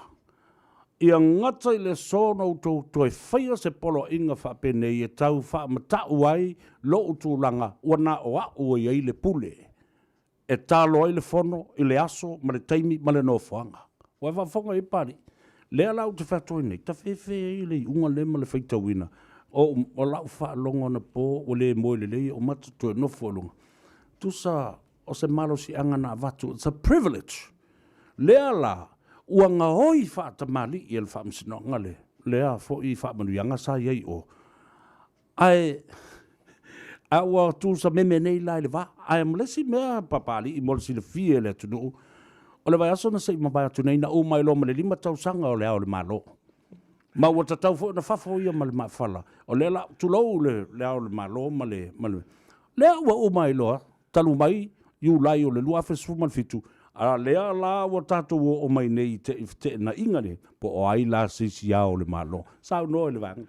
Mantua leo fionga Savea, o le tusai mai whaatatianga, leo whaatatia mai, le tulafono whaamai, tulafono le 11 pasi atu, I le tōwhinga o le ao le malo. Lea ua 5 tausanga. E mantua la, ia o le aso lua o iu lai lua fe sulfitu. Le sa whaatau tō ai, le fionga tui ma le lifano, lea se e mai nei le tōwhi o le ao le malo. Ma sa o iai, o sa o mori mawina le. Sa o mori mawina le nafa tautonga. Ia mantua la, a whaitau la, e whatua uma 5 tausanga, I tausanga fau. E wa le lua fe sulfitu, ia uma la 5 tausanga, le lua fe lua. Lona winga la, to e tasi tausanga. To e tasi tausanga. Ia na mai ale o lana 5 tausanga. Ona to e foi leo le whainga whitwhilinga. Ile palemene, e mantua la. O lea sa sui ele I tapipi, ile whainga le whitwhilinga. Ile whaavai. Ile whaavai. Lea sa sui, ile foi sa te le whina ngalo langa le tu. A wa o le suinga la wa mai nei. E tofi ele vaenga wha upu whai. O lo o iai le malo. Lo tu ele malo. Le ao le malo. O lo no winga la. A whaila o le fast le o tula I mai. O ai lava la le tamali I po le tupo le atu nuu o fina ngalo le fast e te tau o na tula I mai leo le malo. O le fast e iai le pule. I le tula ngana le tōwhinga leo le malo ia. Tailo iai, te tato talia. Le la tau sanga. Ia, le a foi se fina ngalo le fast o le iai. I tula ngalo le tōwhinga leo le malo. E apea ka a makalonga kalkalangopo o isi o le avea mao le malo. E lua tangata I o toi tilo iei lau fionga pali. O toi vaai le fionga le tamainga ia tui atu tupua. O te tilo fo I le sunga le Mario Toa, Moli. Pali Moli. A pe o tamali I o le, o tamaya ainga o le, tutu mai ma maua o la pou I lo mafou fau le taimi le nei tailo e sista mali o e silsila iai ma iei fo sau fa o tanga ma sau fau tuanga le name. Ia, o le tulanga ia Savea ele mele tau tala I le wha mai. Ia o fōringa mai so o sesi lava. O mawhai o na tōwhia I le ao le malo. A o le mea pito sili na tā ua ia te au. E ui lava I le tele o suinga sa whai. E leo mawhai ai o na ave ese le numera wha le wha vai. Lea sa wha vai le fono wha vai. O lea numera la iei. E toa wha. Tasi le ao le malo. Ai tolu ava noa o le fono asui tōwhia. E iei se whea ua tau mai le toa wha lena. O lau wawa ai ai. O le toa wha lena. O lo oanga I tonu lava I tama ainga. Le fionga le tui atua. Le fionga tui maliri whano. Le fionga mta afa. Ma le sunga mali atoa. Ia o le taimi nei la, a ta wawa la iei. Ia o le fionga ia tu ia tua. Ma le sunga mali atoa. Le tula ima tim, ma le fionga tu ima le rifano. Ona o lea e avanoa le swafa mta afa. Le swafa mta afa. Ila uia la wa ai. Ia, pea no vai atu. Ia o tulanga nai whai lunga le whiwhilinga le fast. I le tausanga fu. O ia tula imai. Ia au te langona fu. Ia e tā ua fu. O le, o te vai atu pe, o toi tala vou, so I fu o le fionga le tui atu. E o toi maa losi le toi ina. Au mal maa whaatala noa ngai le si aso I nai tausanga ua mawai au. So se teime o te whaatala noa I nai le tō tele o ta maa inga ma. Au te teo ina lava nei li pine. A ola le taimi o te nofo ina o au, ia pe biki fosa o koko Samoa, ia po sina tamai waina fole. No tango le toi ta, o e o foi le fionga il totoli ia tofilau, o toi whalongolongo i nā tala noanga, o lo tala vouma, ia o toi mana tua loa le mai ma le fionga il tamainga, tua tutupua o umal matala noanga lunga le Radio Samoa. Lea ua mati ti e momoli o ie lona tua fine. Ai pasi tu loi taf ole fale ainga ole ras. Fa pelo sa noanga tupua. Ia tsa fa mai. Pia se fale ainga le fale le. Wa ai le fa ingol sa noanga. Wa ta u mai ia tu oe. Savea yo folo le mafofau asi ka ku fo se fale ainga. Se fai se kame. Yo le mena na fai. Na matutu ua mate ia le tupua. Ole akakuku e fai se kame ai. Ia matali le sua alo fionga. Ia kako yo oila ia le. Ia mane o tata le no fo i nei mea. Ole tangata upu Savea. Ole tangata upu le fionga il tamainga fionga yatu yatu. E o umi foi tausanga o mafuta ile. Ile fionga tu yatu ma ile tau siringia foi. Ile tau siringia foi ile ia. Ai me se vo, i wale we sau noe peia se fali, ai ngal mea le sa mea. E man tua foi di sian sau noanga le sa fai il fatautonga le sa fai la sulufu fau me. Oi, e ita le fama sinonga e loka e fuol fale ese. E voi ngale, e peie, a voi, e ma di e valongolongo. O le tele i o le fe aula e momoli mai. E sa o le leia. E o le auto mana tua lolan sa noanga le vatu dei, ina uo e momoli le ie foi le la ngsa male toai le loi te papa ona sile tu le yo oi foi o stasi o so fasa le lau ia pesa me te tau le alue e ave o le ia la ngsa male toai o le ia sa tu puao tau fingu ia ele o se tau fingu ia le te alue mori o le lau ta muta fea ma le pulo o le ola le ai fe mai le sa no nga tu pua le live alungo TV ia fe mai ia lau sunga le le fasal lau le ala le na sa o a fia ai ang sa mare to mai ni fale o poru ma to lenga o tu lo fa fonga mala e nai lo el mil tanga ta fia malo tai pua ala lu foi avse me lo sa o me le o pula le to ya o telefone te mi tele no ai foi e tar si ia o da tele no nem da ia o to finga mai le tua malia ia o ai lava o le atula i mai o le mea tā ua i lou nei tangata o se tangata e alofa ia Samoa. Na lielo. Ia o la uiana tali atu nei mtau. Ia, ma lofa aftai. O lea ua Samoa la whafonga mai. O le tau au whainga a toa le nā o tu singa e fia se laulau pepa le oie. Tons pumon tupulo pepa. Lea ua ma tau au whaia tua male sunga le pepari tele. John Taimalelangi a fele ia mafaa manino e foi nisi au fala le mata upulea ia malela o umailo wa ola u falongolongo tu na file sunga tu le pamala na sauna tua te e ala to ina au mai sa ol famsnonga fa ngata na male pule le malo tos o le malo tausi alela wo complain lol to ina na fe mai e ofo le au bai sina taimi se ta pena e sei la to memo office le wa tamo motu wa fa pe o la zo tal tonunga ile ma losi o le fatto nunga le famsinonga le na mai le wa uma ia mantua foi o le na a mai manino o le fainga ma lo le fast e te tau ona amata mai la solo full fa me e te leo le taimi o le taimi na sa tau ona ta pena se ele mai la solo full fa me ia o laki o le o to lo fa famsinonga ma fa pe to el famsinonga ila na fa i unga ia e uia o le fainga ma lo le fast e tau ona amata mai la solo full fa me ia e taluai mo le ave se ina vo i o le mautonu tu langa tau le ta o to ai ma le anga i lumanai o le taimi o le aso ma le itu la na vofonga i nai le fai unga le tal sanga pili al famsinonga o tal sanga pili o le taimi ma le itu la ma le aso vo le na e amata li ai le fainga ma lo fo le fast o le taimi o le itu la ma le aso vo le na e fa amuta halo i ai le malo tausi ma e le to i ai se malo tausi Se fia pali le fa fonga me le tunu. O to ma fo ne, le fam sinonga mawa, lunga mal fa sinonga tal sanga pili.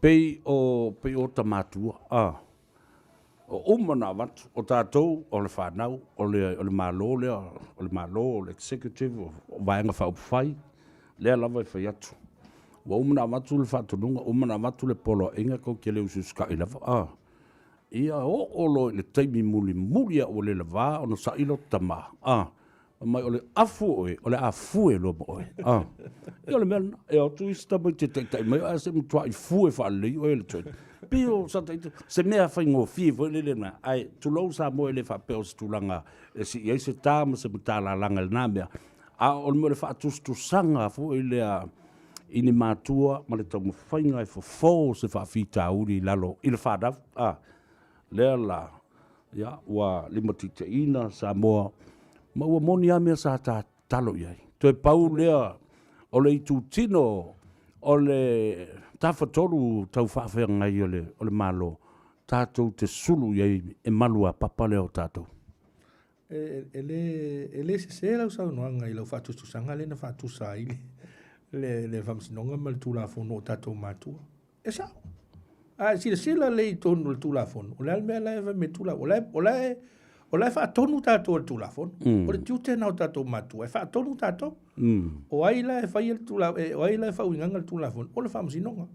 Au mai le whaatonunga le whamsinonga. O tātou mātua na. Tātou te ustai ai. Pau ale mea. O le ustai. Sili le ustai. I lo le ngā o le mamoi poa. Ia, o le fo o le vai aso fo le nei. Fai longa ile lua se fulu tausanga. Lua se fulu lua tausanga. Talu ona tangata valeina. Ia le fionga le minsta ia luanga lau leva ula kamu. Toi mafau ele na vai tau. Lua se fulu lua tausanga. Fai le mele na o unga lua le televisi Samoa. I New Zealand nei.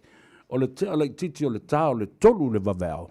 Na alu ai le breaking news le nai le tau le tolu le vaveo. Na walongo mai au i Samoa. Na toi o mai umar camera crew ma matu o mai le studio. Ma fai le na fasil silang. O le silang bia silino wafoi. Nano fai atu foi whapene.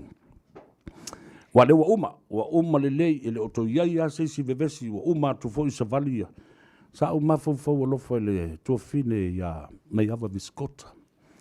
I lona ali ia le fionga ia luanga lau leva ula kamu. I le tele o leitu sanga masila fia le lei mai ava le mafua anga le maliu lon to lua ma le toto lon to lua lo tangi mai le ala. Le tangi mapuna le a o lea lava o lo finau lava mai lango ina. Ia me uma lava o lo whaatonu mai le to ino o tula epa. Ia mai latu uma o lo iai tonu. Ano o au lea o so to lua po so uso noti tonu i le mea lea. Ono faunga leanga sa whaatino le nawai tau. O mai lo woti o te le wha mangaloina. Se vaenga whaapu whai, mani tangata o te iloa. Ale mau te milo whaatasi. Pele o iai ni vaenga fo le lo non-disclosure agreements ma mea whapena o ni o le mawhai ei o na ngangana, le mawhai ei o na alu ese, ma tūto tasi mawhai sisi mea ese mai. Awa o le teimia lai te nofai o lo whaamana tu pēr ia te oe o le pātile na oti mai ilu tōlu. Ioi, o lase sau soufina ngalo i le na vaenga o na i wala ngona na tilo pēr iai i mea lo o whawhau mai lea teimi ma lea teimi. Raftai Savea ia o le nganga ia o te langona fo i o lai whaafonga mai fo inisi o ainga i le fionga ia luanga lau. Nā dilo. O te langona ia o mapu atu ia le tunga mau ia nā fo i whawhitauli sa tūlai mai a o le tūlanga ia.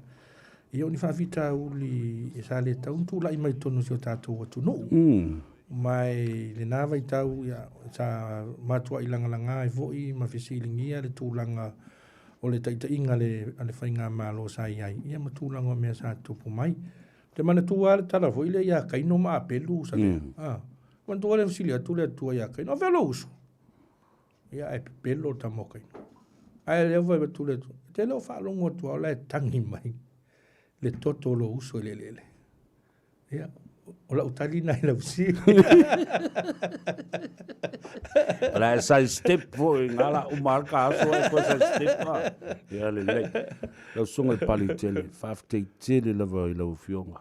Ya, o mo le temi o fa no mai o tatala no ma fa soa. O leo o su ile ula su yata ile tini. Ai o le ngango Samoa. O le le fia ula. Ya, Samoa, ya. Faftai fo i lau tapo inga ma lau talo mai. Ma wai se langona vai ma se fa tau tau fa pula ai. I lo ma vale ma le vai tele ma pali. I o tau fina ngalo.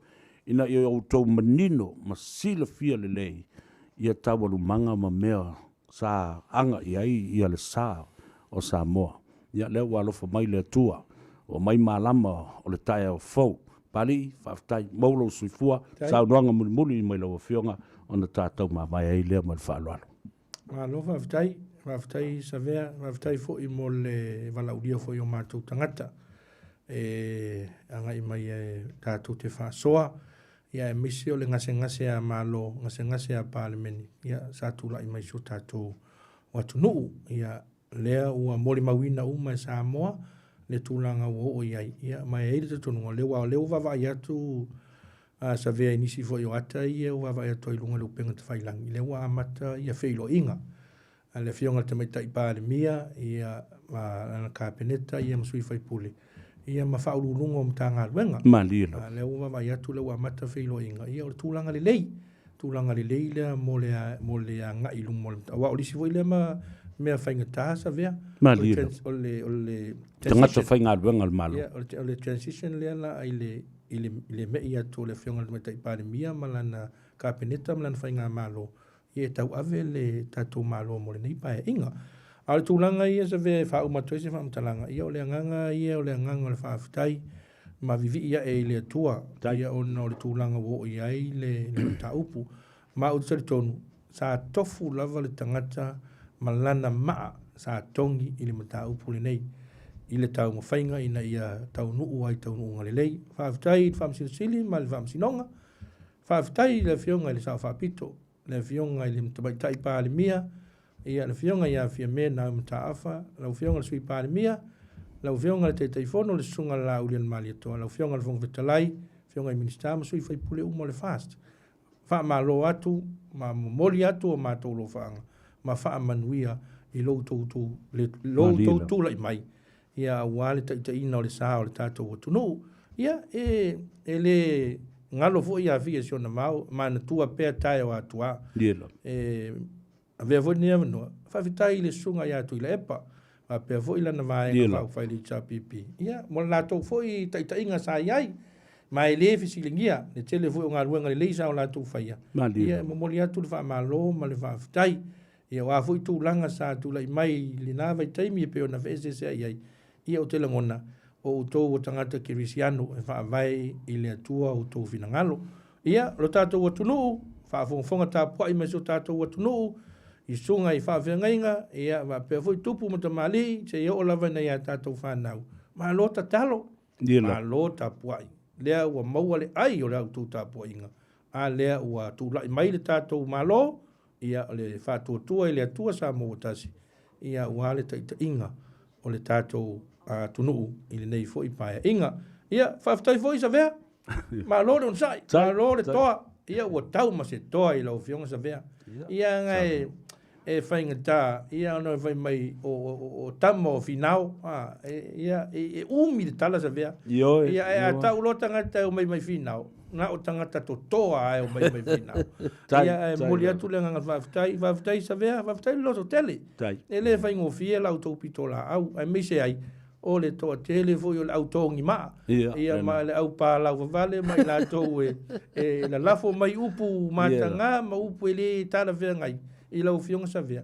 Ai e mata mea le atunu. E li o la ata a Savea. E li o ango i Savea. Pau wale mea o le whaatino o lana ia ti ute. Lana ia mtafa i oi. Ina ia tau longo le atunu. Malo waftai Savea. Waftai mo le ngaruanga le lei. Ia, ona whai ua toile se mātou whaamtalanga. Ia, lau whaafonga Samoa, i o le ase mātou taumawhai atu. Ia, le tu sai malau whaafonga malau sisira mai ia whamangalo mwhafo i mai o mātou tangata ia manuia tele lava le tu lai mai o le tātou fast ile e taita ina le tātou atunu ia a vaisa e ita ia o tātou umo Samoa tu lai mai tu lai mai tātou lango sua au le mea tāua ia manuia lo tātou atunu ia manuia foi le whaafonga ngā Samoa nei manuia le sapati a tae au hawhitai Alo whaftai sa no Paul sunga pali ia manatu foi o leo papafu le ni wololo ina ua whaasau le upeti mamanu ia ma ua lafu ia foi a tātou tau lelei ia ai tō manu se tae au fau ma se tae au ulai Samoa a leo ua tō manu mai langi ia whaftai tele lava pali tātou te whesota i pea pe a iai seisi wili lona lua episode lona lua o le ata lea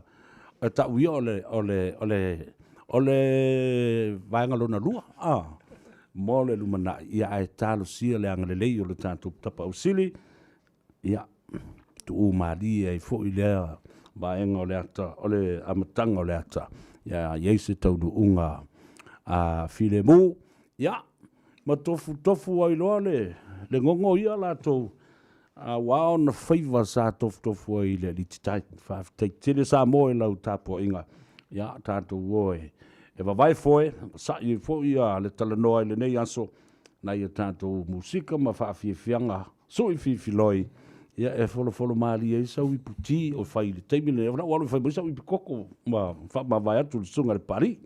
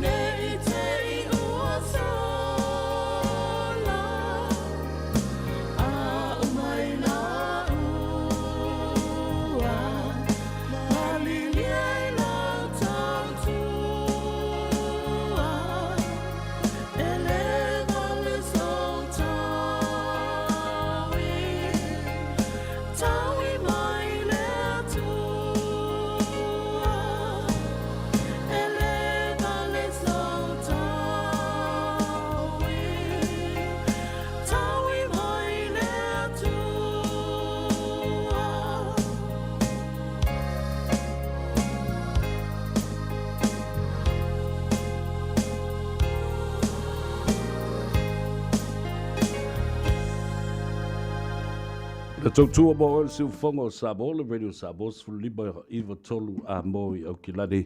E na ua to sfuma le ono minute o na tale o le tu lai tolu. O le anto e kolosi atua tātou wha salaunga ma wha sisilanga. I nā i le malaya o le pua seisei, le whakasa i nā i mangele. Ia o lo tautua mai e le sunga le malu. Le sunga le malu se musatiti. Whapena fo i tamaitai Sandra Kailahi. Ia mana lātou komiti o lo whaafoina le whaatinuina o le vaccination COVID-19 o tui pui puia mo le whaamai i le pua seisei ma le kalesia le sunga a Victor Powesi ma le whaltua a Salome ma le malu le kalesia ta lofa lava ma alon soifua alo foi lo sai le malu Fatalo fatu la ufionga Savea me se foi ia le pai o se tatu fai mo me tatu fasalama ia nei vai ngole aso ia ole tu alalo masani lava era ufionga Savea ole lava e tala ia le tatu malu nei ia mo le malu se tatu atinu o le lava tatu tu ie tu toi ia i le taimile nei ia fatino ia le tatu pokalame ai o te tali tonu na o le tu alalo e fai lava o e la o e fai uma ai o le tāua e fai no tui ia mo le sanga le mo o e me se foi show ainga o le ala mātou te Tanoa Ava nei ia i le tolu mono wind from way tolu mono wind from way ia o le ai ana i tui pe toi luas furu e tui e to toi luas furu turi e to toi ia te talo to ia pa ia o tātou atu na ia whaatino ia lau tui ava pe o le e tiu i le solo tui lona lua ia e mawhai na wha umai nei ava i o le i whai lau tui mua ia e whai fo ia i nei i tātou manu nei o le wapinana wha ngā solo tuai ia le pokalame Savea wha mole le malu o le ale vā o le ale umbia vā i le tui mua ma le tui lona lua Fatai o le vale o man fatu mina i mātou mai lusu maltasi aso. Lusu maltasi aso o le va o le tui mua ma le tui lona lua. O i voi lana wha moe ono toi whai mai nei tātou malu nei. Ia le tui lona lua. Ae pei lava o na tualalo atu. Mau la vana vanoa le ei nei minuta lo tutoe. Su mai tala mai au toi wusu furu i nei tui o lo tutoe. Ia e matua voi la a whaapea mai mautui nei. Ia o kasi kaunga. A o le ma o le vanoa a whai oai le mo whaafonga mai i Mangele, Manukau, o tahu o no fuanga o tūrata mai nei tātou manu nei. Ia le ma o nai a vanoa tāu e su mai matala mai au i e whaatino ina lau tui. Vaenga le malu se lofa va ai fale le nga me i sola fo sisi ma ave kui alu whakau. Ale kui fua e ke wala kusa kai kui le limas fukala. Mela nga de mala mai ka ua Savea. Tu la kale na pio na ia o le ala vai tapu vai atu. Ia i nei tatu malu. Ina i whapena na whatau ai nei o tatu tangata. E whai o lau tui. Ia me se foi ia o le puipuinga male sanga le mo. Ia o e ma siu whalitua Savea me se foi ia siau whanau. Wa le mea monial nei. A whape whai le tui e lo matua matamaiti ai le whai o tui. Ia ai a maua o ele o whai ele tui i whama. Ia toi la vivea upai ana i kame. Ia sa o le lei. A le lei lama le lei a le hafo i le o mai uma. Whatino ina tui ia o na whai ngō whiero le amasanga le mu le ainga. Mari. O le si nā vaenga e ta te whai atu. O ta te musu e whai ni tala mali e mene o tuinga wai. O wa o le mene a mai nei isi au li i whamai. E le ai a se mea leanga. Mai nana umana tui i te li whalongoina lawa se mea alau a halua le vai la tō i la fo i le medicine la tō i tono le tino mga lue la vai vaenga ina ia. Mea lana o te lofo o msalo le vai a sofou pia o agano o rakulofo i whailo kui. E pio le mea lana iei. Awe ke fefe, e taure kala ka mai ki hoi rile, awe ke fie, ona ke fefe de hoki. Wa kui lau ka mau kio. Iu maka fisidi a te mo mana tui. Ole pio le tātou noanga. Ole la vai avanoa, ilo tan mau hoi ona tapu le tātou whali nei. Ai, ole mo le avanoa mo e o lo tū lata mai. Ia i le nei le tātou malu. I le tolu wono Winthrop Way ia i Mangele. Aura nei Michele au voi te whanonga tala se voi le pe tata no le amutanga. Awe whangolongo e tūlanga, ia whamtalanga se. Ia e ono whaasese iwa e male whai e ilo tui. A whio mai, su mai, e sere matanga whia, e whai ngō whia fo ia, nāna usaua malau numero al whalamai, ia ale ai. O te mole, saua malau, e mauai. Lesi mea Savea whaman moi sila whia, pe no fo mau, pe ne no fo mau. E whia lava lo tui, o te pole, ele whasiningia le vaenga. Ioe, a whapete no fo mau, pete le no fo mau, whai alo tui, le moana i minuto no toi. Ele kurio e kai whau pa e roko ke oste. Ai, mana tua la o tui o le whai de au, le manu. Ai fo inisi o tau vai, e le te ua kui aku se siwa ka le valu ngangil ko, whale whamai o le wha solo mai kuinga le ko ai. Ioi, si va mol mole o kui e umagiri a fol kon wele umagiri a fol sepu. E pio le tulanga le nā. Ia le ae pio na e sau noa, le ae se whainga tā le whainga le tui. Nā lau sau le stala, whai le tui, malo lo mo luasu minute, ia ona e toi surere i no motu malo lau. Ai o te pole lo whainga fie, e fu se mea la e se se ai. Ioi, a wha pete tau wha, pete tau fefe. Sama mai lo matua e ua lo matua limo toina, ia na whainga fie alea. Ia, le na, ma lo whaftai, whafonga mai le tātou tano, tā ua tele, whātātanga la fonga e le mātale noa fo imale malu. Ai a mo le fia, ma ngā i loe whai le tui pui puia, ia mo oe mo si o tau ainga, ia mo tua la. Ia mai se ala, kanka fo lele, ua umanginga kuri ki ngā mal whangau, o le tā a i o, le si kanka ngai, te rere kuia. Ue fer wa isolo I falo isa inga masau ma mai si amal fal. Ia ka ilo ia isa na tu na waka ki le masa ki go ka. Kamaranga ka ngo kui fa luan ke me kas.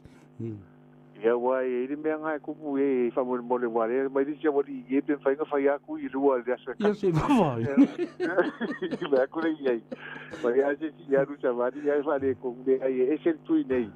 Ia mai a le luo su maltasi aso ia fa ile o le si tui.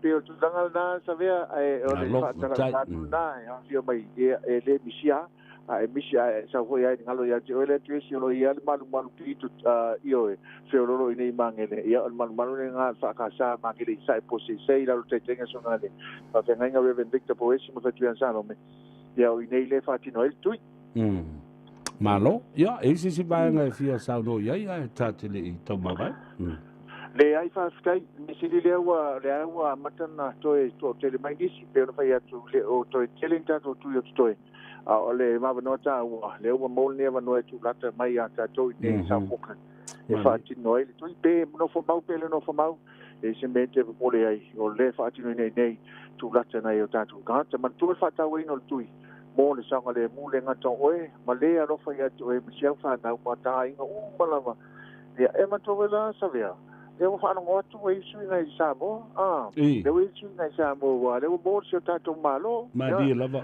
malo va vitai ia tel ton foi la e le o to ma ma ai te tala ia ka ia le boras ia ai le ma fa na e aru Samoa e ai fa ia ro tu Kwa ia fa fikai ali ia mar. O wa fo le ngo le nga fo ku le por kai mo ko I lokalo ma.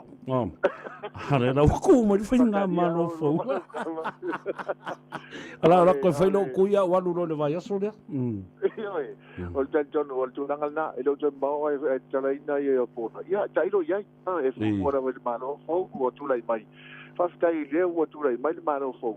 Ia ele ropo a ngole ia fufanga fo ia mai tai pa ni ia ai tona ma fo pena ele foi na risa mo pe ale tu yo ma lo fa tai mo te le mo ne to ngo ngal ngo lo to lo tai lo velo fionga ma I la mocionga wa fo ia le tenga ai ma siota what no ia to ton foi la mo foi na nei se pe wa wa e fi foi de mo ia te no fo fa lo toi Paftai le malu tātou whenua I pēwha soifua ia.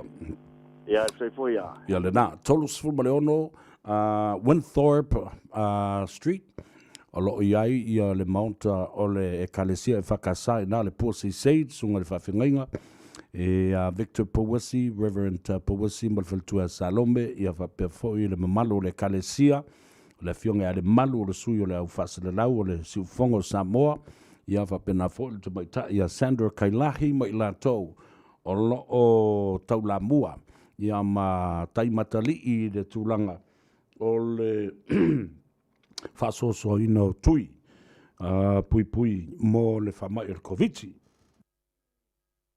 Nga lana, ma nei lo wanga I o, mo le avanoa, ia whai I le tui, le o tāua mai ma le wha maoni ia. Ia se me wha le tonu ai, o manga whailu kui, ia. Ona alfona I le kou whale. O le awhiawhia nā nei, ia, la whiloa iai, ia tama matene tuai o le kolisi o Samoa. O le kolisi o Samoa I vaivase, o skopa, ia, a wafo I le lātou whontanga wha le tausanga, wha le masina, ia, e loa ai. Tō tele lava ia, wala au tuai, I alo matama whanau o le tātou maftanga skopa. Tātou whiloa I le oats, I le awhiawhia nā nei, ia, no whanga le nā o le komiti whafoe le whionga I le me. Ia aiolo potea John Roach o le sunga ia Samoa, ia ma le whaletua ia ula o tau uma vai. Leo te whaiatu nei tasi le no whanga, e le ngata le mānei a telo le lātou steak. I pōas whareile wa pōas no. Ia le mānei a whai o whawhiwhianga, o le au le lei I o tangata e ui I nā. Ma le la le lei o lātou la ei, nioe. Wautou si sila mai. Oi, leo kako se e kalole. Se umala le tala o le afo o skopa. La fiafila nana nei le tatu te ulu whao ai. I le oats tale tu lai ono. Ia, wa whaile tatu. Whaile tatu tala. Ia, whapena fo I fuwhanga lualu mamau. Mō ngā ruenga o le tausanga fau. E mwhaiona tatu whēroa I nā. Se isu e kula le vi I o le kolisi o Samoa. Ia, manatua I fo ia si o tātu wa onga, ia, ma le tele o tausanga sa o tauina ai ina. Ina ia maua le poto ma le mana malama. E tautua ia Samoa. Awa o tātu wha vaile na, o le kolisi o Samoa, ia ta mai e tautua. Ia, si kausiva aia kwaraka ko pesere upe wango.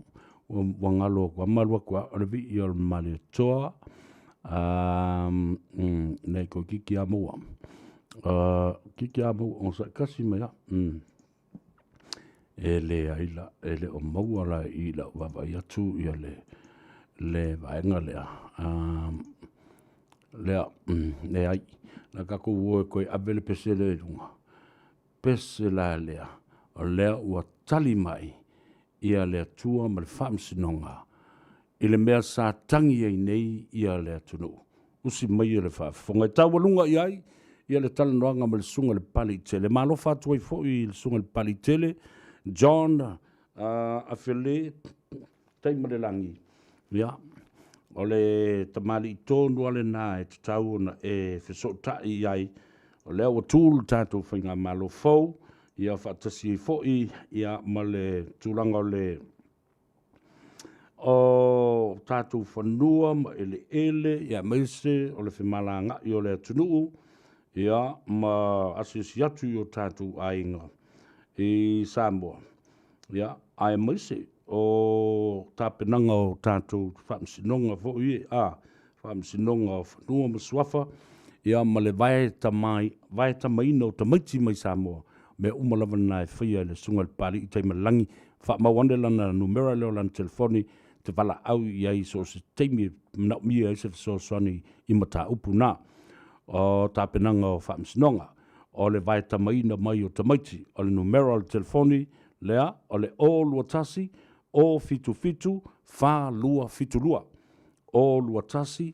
O fitu fitu. Wha lua fitu lua. Whafte tele le sunga pari tele. Teima le langi. John Afele, ia, mo lau sao le tātou porkalame I le nei aso. Ia, ma manuia fo I ngā ruenga ma le sapati I le aso a tae au. O Samoa, o le atunu tofi. E le o se atunu utaliola.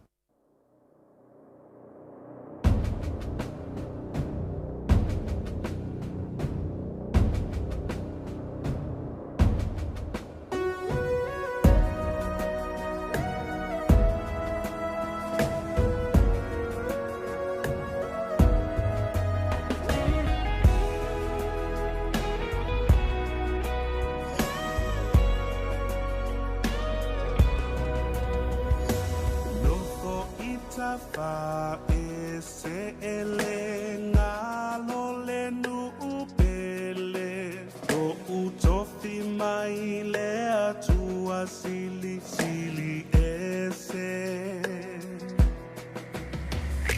Samoa leto ala lo ufa sino manga tatongo tatupu maso solo aya a ole ngafa se ifa apo uli ulinga ile ainana uao Samoa le atua o malama se ife silia tu isale vima osita ulanga no fo ilele fule fumale ie tala tala Tanile atunu upele sa moa ua sele sele Tanile atunu upele wapetia oe unefe Tanile atunu upele fa na uatoile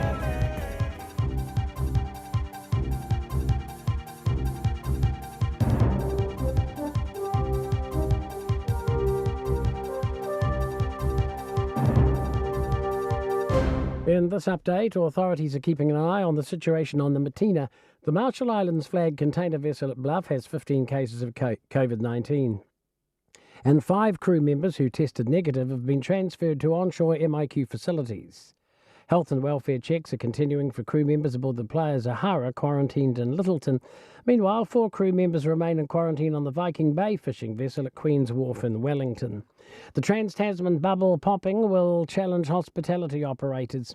The pause on quarantine-free travel came into effect at midnight last night and will last for at least 8 weeks. COVID-19 numbers continue to climb across the ditch in multiple states. New South Wales is the worst hit. Mount Hutt ski time manager Peter Wood says it's bad timing for the industry. Straight after school holidays, we had a big market coming through from the Australian sector. Unfortunately, we'll have to say bye to that for the next 8 weeks. New Zealand's health boss has a grim prediction for how long Australia's COVID-19 crisis has to run. The government suspended the Trans-Tasman bubble for at least 8 weeks. Director General of Health Ashley Bloomfield says that gives certainty for everyone impacted by the decision, and it's a measure of Australia's outbreak. 8 weeks is our estimate of how long at least we think it will take for the New South Wales outbreak to get down to much lower levels of community infection. It's Ashley Bloomfield. It was fun while it lasted, but it's for the best. The message from 2 of the country's airports in response to the pause on the Trans-Tasman travel bubble. Jack Crossland reports. Auckland Airport has seen 312,000 people flying to and from Australia since the bubble opened up in April. General Manager Mary Liz Tuck says the pause is disappointing, but they support any decision that protects the community. Wellington Airport has seen 47,000. Chief Executive Steve Sanderson says it's not ideal, but they understand and support the government's decision. And the Prime Minister's bringing in the lawyers over foreign fishermen. She's asked the government's top legal team if she's allowed to prevent foreign fishing boats with no connection to New Zealand from recrewing here. That's news. In sport, the men's Black Sticks in India are going right down to the wire in their opening hockey clash at the Tokyo Olympic Games. India led 3-2 a short time ago, late in the final period. New Zealand trailed by 2 goals before Stephen Jennis reduced the deficit. The New Zealand rowing eights are doing all they can to counter the unrelenting heat in Tokyo.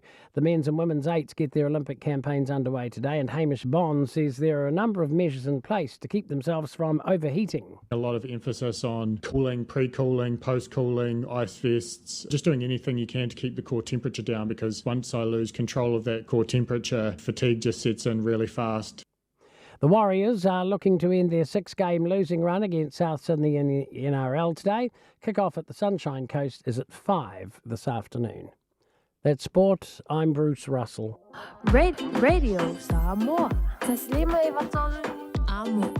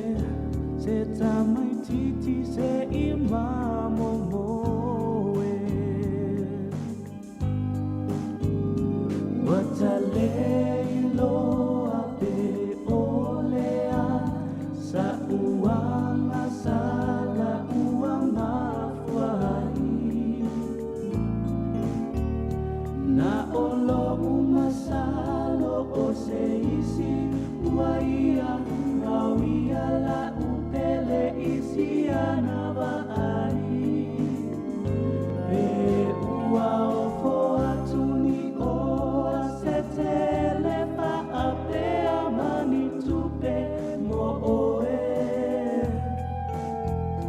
la upele se tamaititi se imamo moe la upele se tamaititi se imamo moe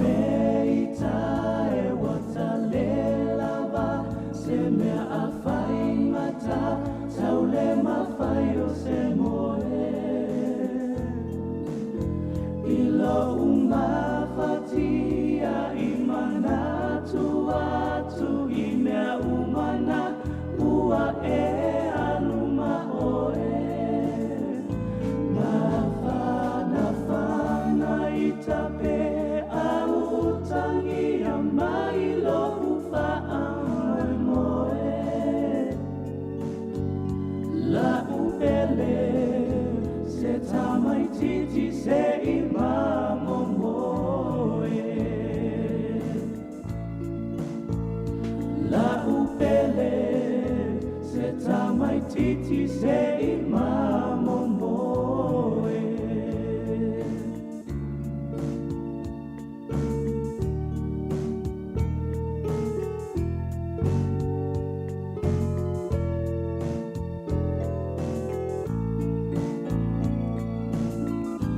Paula valenea etasi o te ole atu ina ia fa atotoe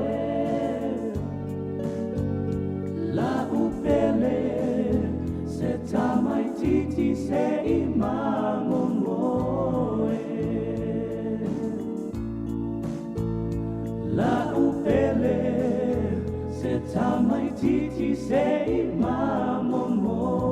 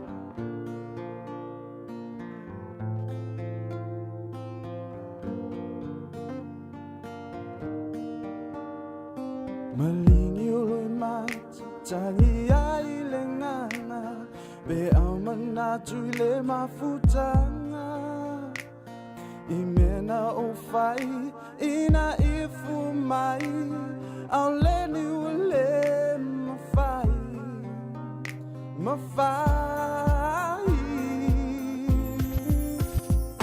Follow my way Salilo manatu o sekisi etasi Tafama mayai Follow my way Salilo manatu o sekisi etasi Tafama mayai Hey Marian, here I am. This is my house, that is my man. I got 7 brothers, plus me, mom and dad. Me, my little sister here, don't be like that. This is my partner, Marian Samantha. She's only 16 years old, but it doesn't matter. She told me she loves me and I'm her lover. But I have to keep it secret, mom. Mom, dad, I know this is bad, but I'm sure what I'm doing. I don't want you to get mad. Please let me go through my own. Let me go to fulfill this hope. Baby, I'm sorry, I thought we're in a hurry, but this whole thing is real. We're getting married. Take my hand, we are ready to go. Loving you, baby, I am ready to show. Follow my way, salilo manatu o sekisi etasi tafama mayai. Follow my way, salilo manatu o sekisi etasi tafama mayai. Over kua kupe aulo, kai mange mawhale. Ngō whawheno wola, wo oka maawhelo, wo lofa whamaongi, o ngei wo polonga, sawe malo whaki, au ai tami ola. Ke o wheno rea lofa, man ngei mea wai whai, e kua plama e alu pele, e so whai ai, e kele kau mai, peke sawa e ke whai mai, e a mama au wheke alu iai. O ka ngaka whamaongi, e kau kala e le me mongi, o ka ngaka whaukuluanga, o le alu e le fua, ke o wheno le mamalo le ke, so ki ngā whamalo e a whapenga, wa pe a se a. What is it for? My family, I will fight. All over your makango fair, where you get a guy. If you would fight, family, you'll be white. All you have to do is just keep it tight. Follow my way, salilo manatu o sekisi etasi tafama mayai.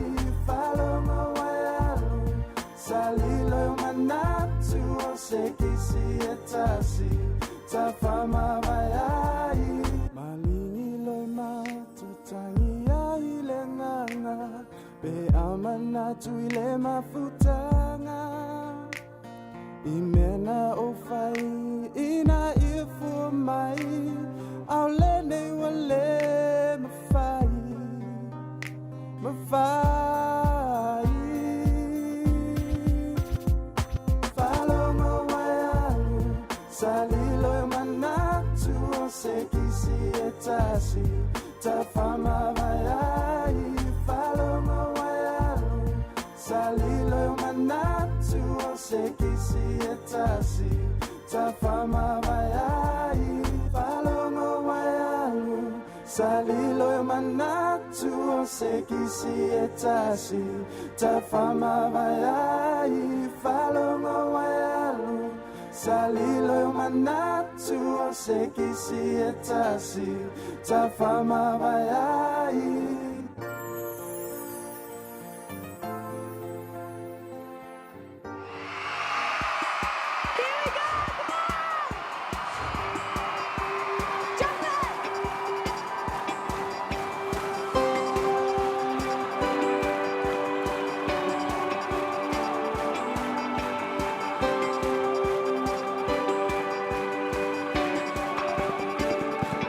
These are the days when we can see miracles.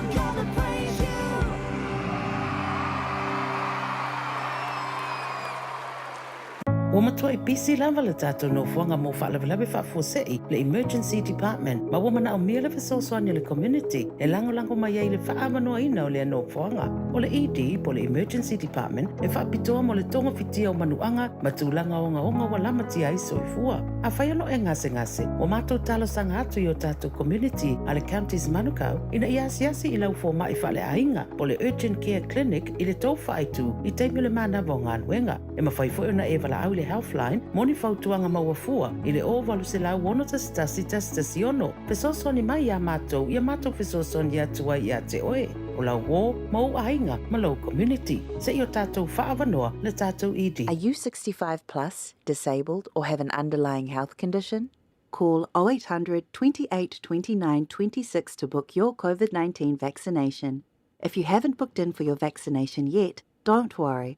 Call the COVID vaccination helpline on 0800 28 29 26 and we'll make the booking for you. The lines open 8 a.m. to 8 p.m. 7 days a week.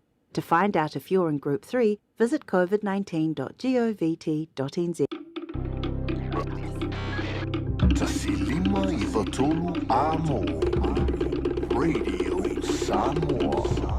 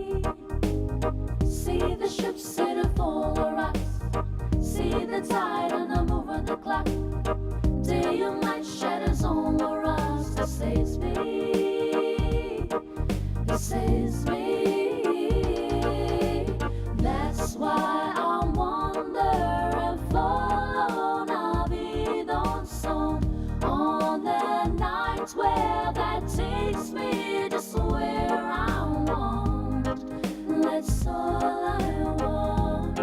La vida.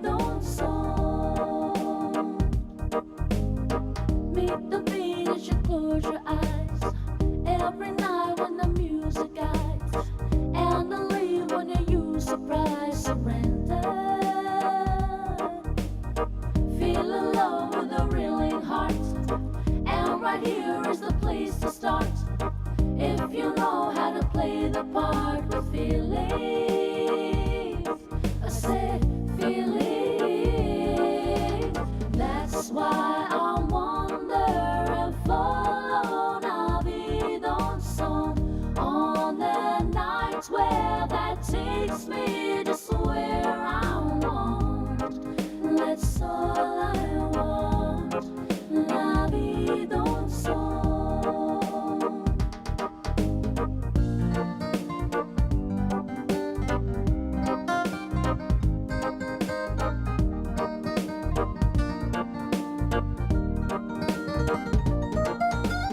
That's why I wonder if alone I'll be done some on the nights where that takes me just where I want.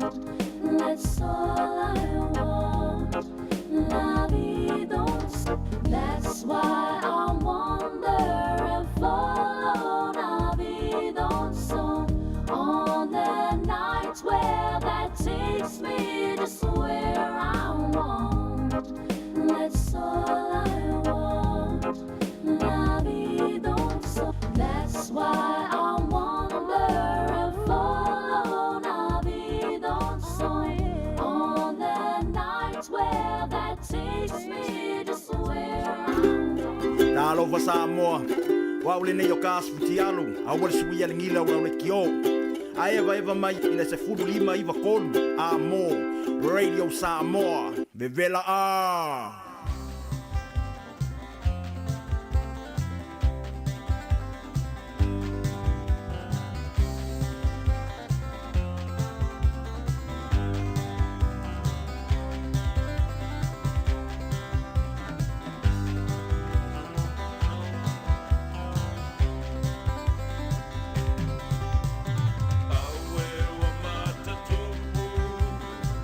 Lene wa mata no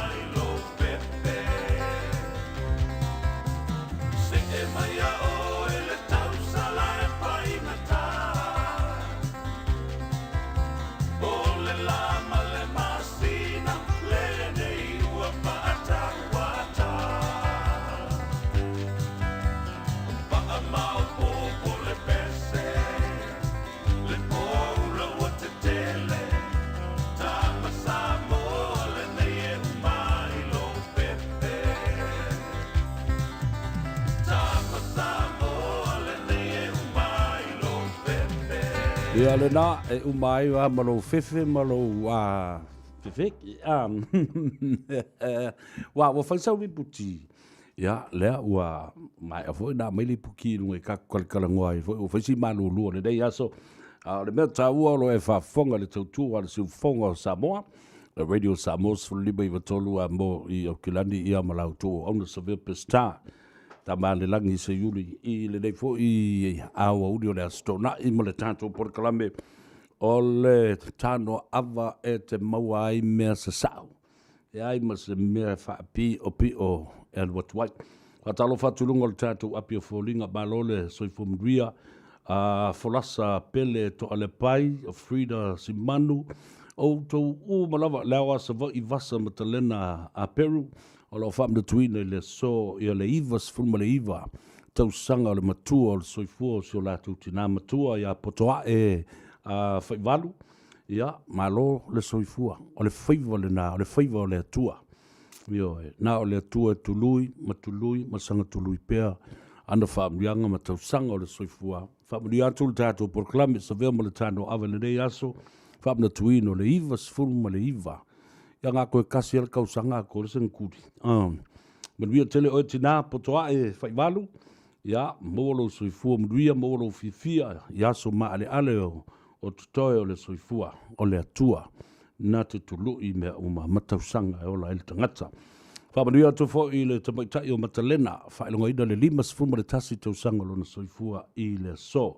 Sam Tau, lato umolo i lunga le tātou api o Fōlinga, le Facebook page, ia whapea fo le tātou le YouTube channel, whatalo whatu ai a te utou, Alfonso Matale Fili, ia whapea fo i o Wha, o Maria Ngaluvao, o Manino Vaitupu, whatalo whatu i California, Seattle, Washington, i Tacoma, alo whafonga mai ai ia alo whafonga mai ai ia le fionga ia leota tabui, ia whapea fo i Siona Falitua, ia Saui Malai, leota tabui Peter Strickland, ia ma se la tō fo i vaenga o tā ua nei o le Asian Pacific Cultural Group, ia ma nei ele nā, o le lato fifia o le aso fo le whaelonga e fo i malefu o Samoa. Pa utōn walna i le aso atai au, muioi o le aso sa.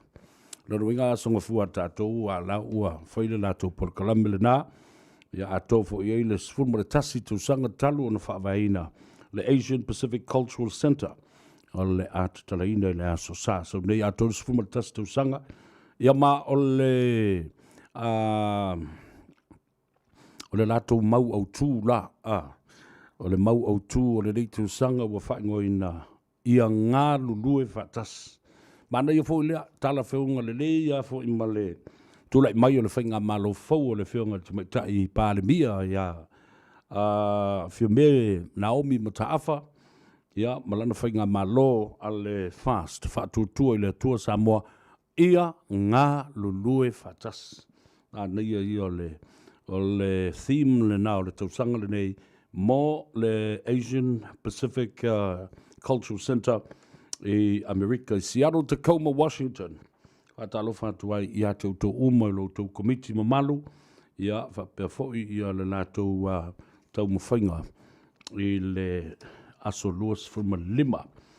Ia, le nā, whatalo whatu i le tina, ia tuputala tumaruvao, nā i Waipahu i Hawaii, ia whapena fōi ia le tamaitai o Doreen, Bonnie, Connie, ia mautou umalava o loo whaalongolongo mai i Waipahu i Hawaii.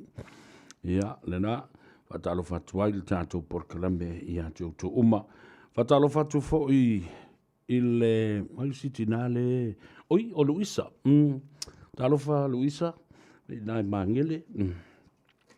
Moi lātou umalo o whangasolo ia lātou fufuanga le so e whapeo nai te ui atu i le pitanu o mangele. Mana tua, o lo whaatino le tui pui o le koviti. o le COVID-19 fulmariva, o lo foi na le posesi masalo pia o tapuni ea, o tapuni le tanto, ai sona asi pe iai. Numero tolos fulmaleono, Winthorpe Crescent, ea, le na, o si foi so kui soli. O lefa mai Emma Larson Aumua, happy Pioneer Day here in Salt Lake City, Utah. Ai o le asole na tau nuu ai e le malanga fo le Pioneer, le no mai Missouri, mai New York, a solo ai se i o lava ina kolosi a tole stete Amerika. Ai o lo tau lo i le nofuanga lea na tau ai. O Salt Lake City, Utah, na whapea ile tai o le Kalesia, ya Brigham Young, for my, this is the place. Ya e otu, okay. Ole matua ai vale noa. Ele ise me tupu ai. Na ole meo le vai fo le vai tu loto e tau o le Salt Lake e mo ele masima. Ya, ai pite yanu na wati na ele Kalesia le nano fanga e o mai le teimi de nei. O se no whanga ma tau tia le matango fie. I le anga i ai o le tele o turisi, le teimi mo le teimi o le tausanga. Ia o le alia le na o Salt Lake City. I ai le vaenga tūtu tonu o le Kalesia. Maana tina e mauna tangata. Ia ai li o whaatali o li o el mea le maunga fo ele le laun siliva. Ua fo ua pa e o mua le maunga. I le mora kiona, e o lava la i le vai teimi o le sama, ma le vevelo le la. Ia te vava ai lava i ai, i le kiona, e ufitia ai i a tumu maunga o lea no whanga. Se lau au moana Samasoni, wa talo fatu le tātou por klame, nia whapena fo i a Emma Larson, Lawson au mua ma le tama o Poau. Wa talo fatu le tātou por klame a te lua.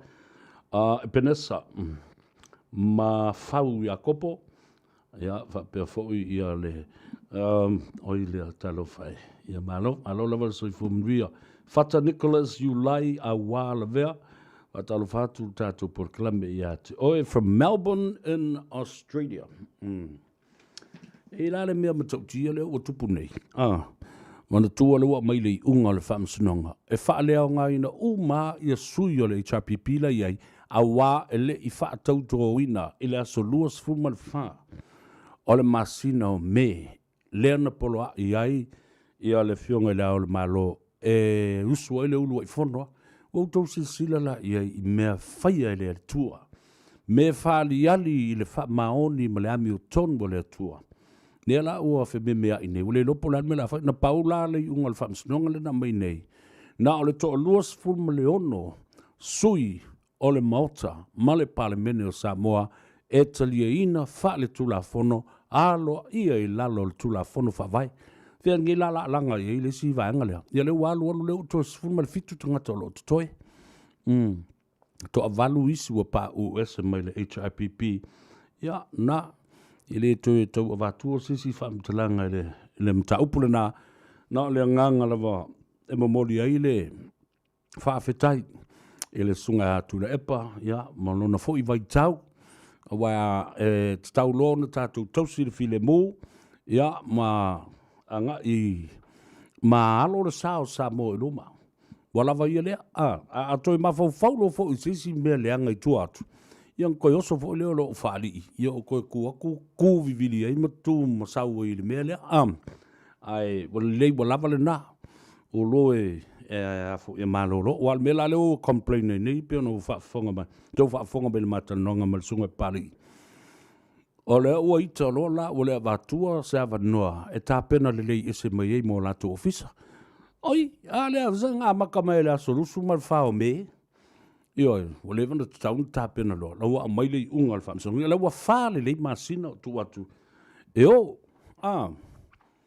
e o ia mai ka penga kula ko kesi mala tu mena ai le ai na le fa ulu malola va ma fa tau te ia le ala o si pela mai lo la le ungal famsa o mene o te toi mafu fawai ile se formal fast formal lima tau sanga o tuna yatu O walu o koe kilo le whaaka, whare mo kilo le o kingo po whengi mea e pūpū me o kau i ngā maa ma me o pulufanga ma me o a ua ka velo mea. 15 years le taimina o toi fo i mai loa, ma o tala no atu le atunu e winga i le mea o iai le malo sa mo malana te inga i lalo le HRPP, ua se ese mai le whaavae, ma o i loa ai, nisi o whainga, whaale tunu i tula fono, ma mea fo i lea whaalatua, o mea na o pese mai ei lava, i le nāwai teimi, se ia o mai i na tū le malo. Ie, e leo ni upu e vane ai, a wā, i le mea le tele o le tau whaaleanga, upu leanga, whaaleanga lo tangata o lo ainga, o mātua, o tausonga, o whanau, so o tangata, o loa o mawhitanga, so tino, so totu, so ano. Ai le i popole lava iai. Na momoli lava le savali. Au malepo, au malepo, au malepo. I le i popole iai. Ai sea, tau tala i le amiotonu, tau tala i le malam lama i lunga le tulafono, tau tala o se, tusi tala alo ia whao uina i le nei ngā luenga. Ele avatu ni masei, ni le lei e tu ni masei. Ioe, ele avatu o fo ni masei e tu ni le lei. Na tātou whaalongo, ma sila, ia upu matangata, ole pepelo, ia le natangata sa whemana upuna e omai. Le ai ma se whaavai, au tō sila e so se mata upu tātou te tala noa ma whaasoa iai.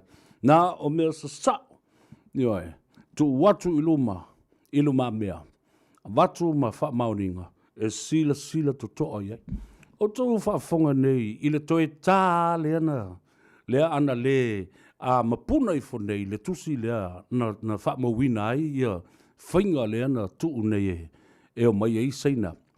Tōrus fulu afe le masina nei o kuso, se tema, e no nofo i Samoa. Ma le se lau onas fulu tau sanga le whengainga, e pule ai le kampania seina i tonu e lisi o tātou, ele mo tātou whanua.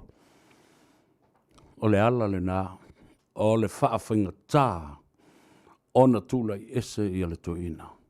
Ua maua luma i mea sa ia tilo iai. Ona u mātu leo o ia, ai polonga sa mua ma amo e o tātou whanau, ma whanau o tātou whanau, ma isi au ngā tupulanga i lumanai. Whaafetai le tua, ua le tutupu ni mea whapena, ono e alofa le tua ia Samoa. E alofa le tua ia Samoa. Ma ia tutu ina le la mepa, e ala mai i isi te tai o Samoa. Tūlai mai e la vea i le atunu. Whawhitai. Lau pule lea le tua. Lau pule fo i lea i tai ina la tau. So sofa ina le vālea. E au noa ma le fefe ma le tau whamatau i menei. E nā.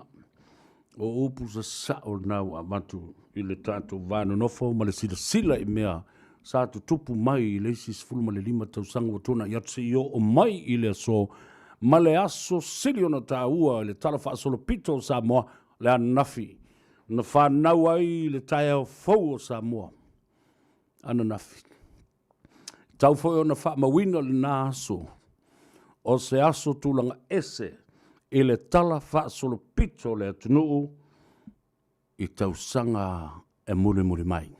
Ia lea o sao ai. Ioi. O le ingoa aipu o le toina. O asiata.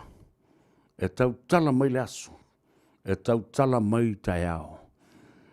O le suavai na whaapulou i le so. E fu e le aso tai ao. A wātu pulanga.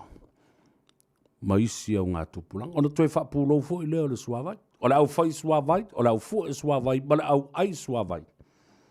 Nio, e upu e whai ngofi, e whaatatanga la fonga, a e mawhau i le loroto na upu. O nei loa lea, o i nā, o lo ta oto ai, ia le fatu ma le ano fale o tāpenanga a tātou manei, mo a tai au. O wai visiri mai o tupulanga tai au. Awa e kou pau unga whai. O kou pau unga whai tulou wha whunga samu. A le, o tilo atu le wha vai, e ngu mai le si tu o le wha vai, e le ngana mai le si tu o le wha vai, ai le ai. Popoto, tama whanau o le atunuu. Popoto foi o tātou matua na tusilima i le whaavai lea, ma whauina le whaavai lea. O lo o a fi e lava i tutonu lea vaenga, ma lea vaenga, ma lea vaenga. Alai misi i le vaai e isi. Ai whao ngā se isi, e mi milo ai ma whapongi sa a tōre la lulangi o Samoa. Pea no whai atu a tātou te loa umala nā mea. E ai le tai ao ma le teimi o le atua e tuu le tangata. E whai le tangata. E vave mailo nā lofa, e muli mai lava ma tolo mailo na tō sā. Pea na u whaatu saina le unga le whaamsinonga i se matua. Ua fiu i lana whanau. E tau ustai sta maiti, e le ususka i ales kangak. O le vaipuna eli lea o mea leanga uma ma le tafu wafi o mea leanga uma. Ia le alai ave i ele fautuanga le toina. Ko kikia umalo onsai. E umalolo onsai, na e tali tonu le mea te o iai. I le fuengo o i le fue matuama ini ai. E fue atuala, te ngāna tō tele tangata o le tu malo, ma tangata o le nuu malai. E lei masisi e sau e vavao. E tuu ai lava o e kalangua whama e se kua i pēa se i fue ati. O ova kere e se mea si eri inga. Ia le nā, le whiri o le tamo le maua. Ia, ai tātou maua le loto wha mā ngalo. Tātou mate tū pēa. Wāni si whainga. Lea mi o tonu. Ma le wha vae o le atu le mai. Pēa nau whaita wina le vāenga muni. Muri nā o le whaamsinonga. Ma lana a mi o tonu. Nea u whapema iai. Ia le whai upo se laus fulma le ono. We also note that any other action taken individually or collectively by those who have been in the caretaker government role from this point forward in the name of a caretaker government will be regarded by the court as unconstitutional, le whaavaina, and unlawful, and therefore of no effect. Further to that, the said actors are personally liable for any actions that they take. Mau ilato umala yolo fasino ya ilesa ye le malo toso o le malo tausi. So se lato ngayo inga fasoli tu la fonolai ole a lato langona le maini o le tā le whaamsinonga. Pe a o ina lo tea le mata upo e mōli ai seisio o tau. Ia malavaenga lo lon sfumarifitu. It is now for the new Prime Minister and her government to give effect to this judgment and the declarations contained within. Ma lea mātou te whaasilisila alo I atuai, I le te maitai pale mia fau, ma lana whainga malo o le fast, ina ia whaatino ina loa, ne whaatulanga ina, ma alo ia le talia ina o le whai unga le whaamsinonga, ai maise o whaasilisila alo ia o loo iai tutonu. Se laus fun marvalu. The Supreme Court is the guardian of the Constitution, and it will continue to protect and maintain the rule of law and democracy under the supreme law of Samoa. Ma'ol whamsinonga mawalunga, o ia lea, na te pui ina le mamalu o le whaavai papa o Samoa. Mai o le a whau au pēr, o na ia puia, ma whaatino lea tūlanga, ina ia tausisia ma wha mamaluina le tula fono wha vai o le sao le tonga. E lalo o le tula fono wha vai mawalunga o Samoa. Ia. O na mātou tau tino atuai lea. E le whai upu se lau luasfulu. And now we declare that the swearing-in carried out on the 24th of May 2021 at the Tiofau Malai of the elected members of Parliament to be consistent with the terms of the Constitution and the supreme law of Samoa, and therefore it is lawful.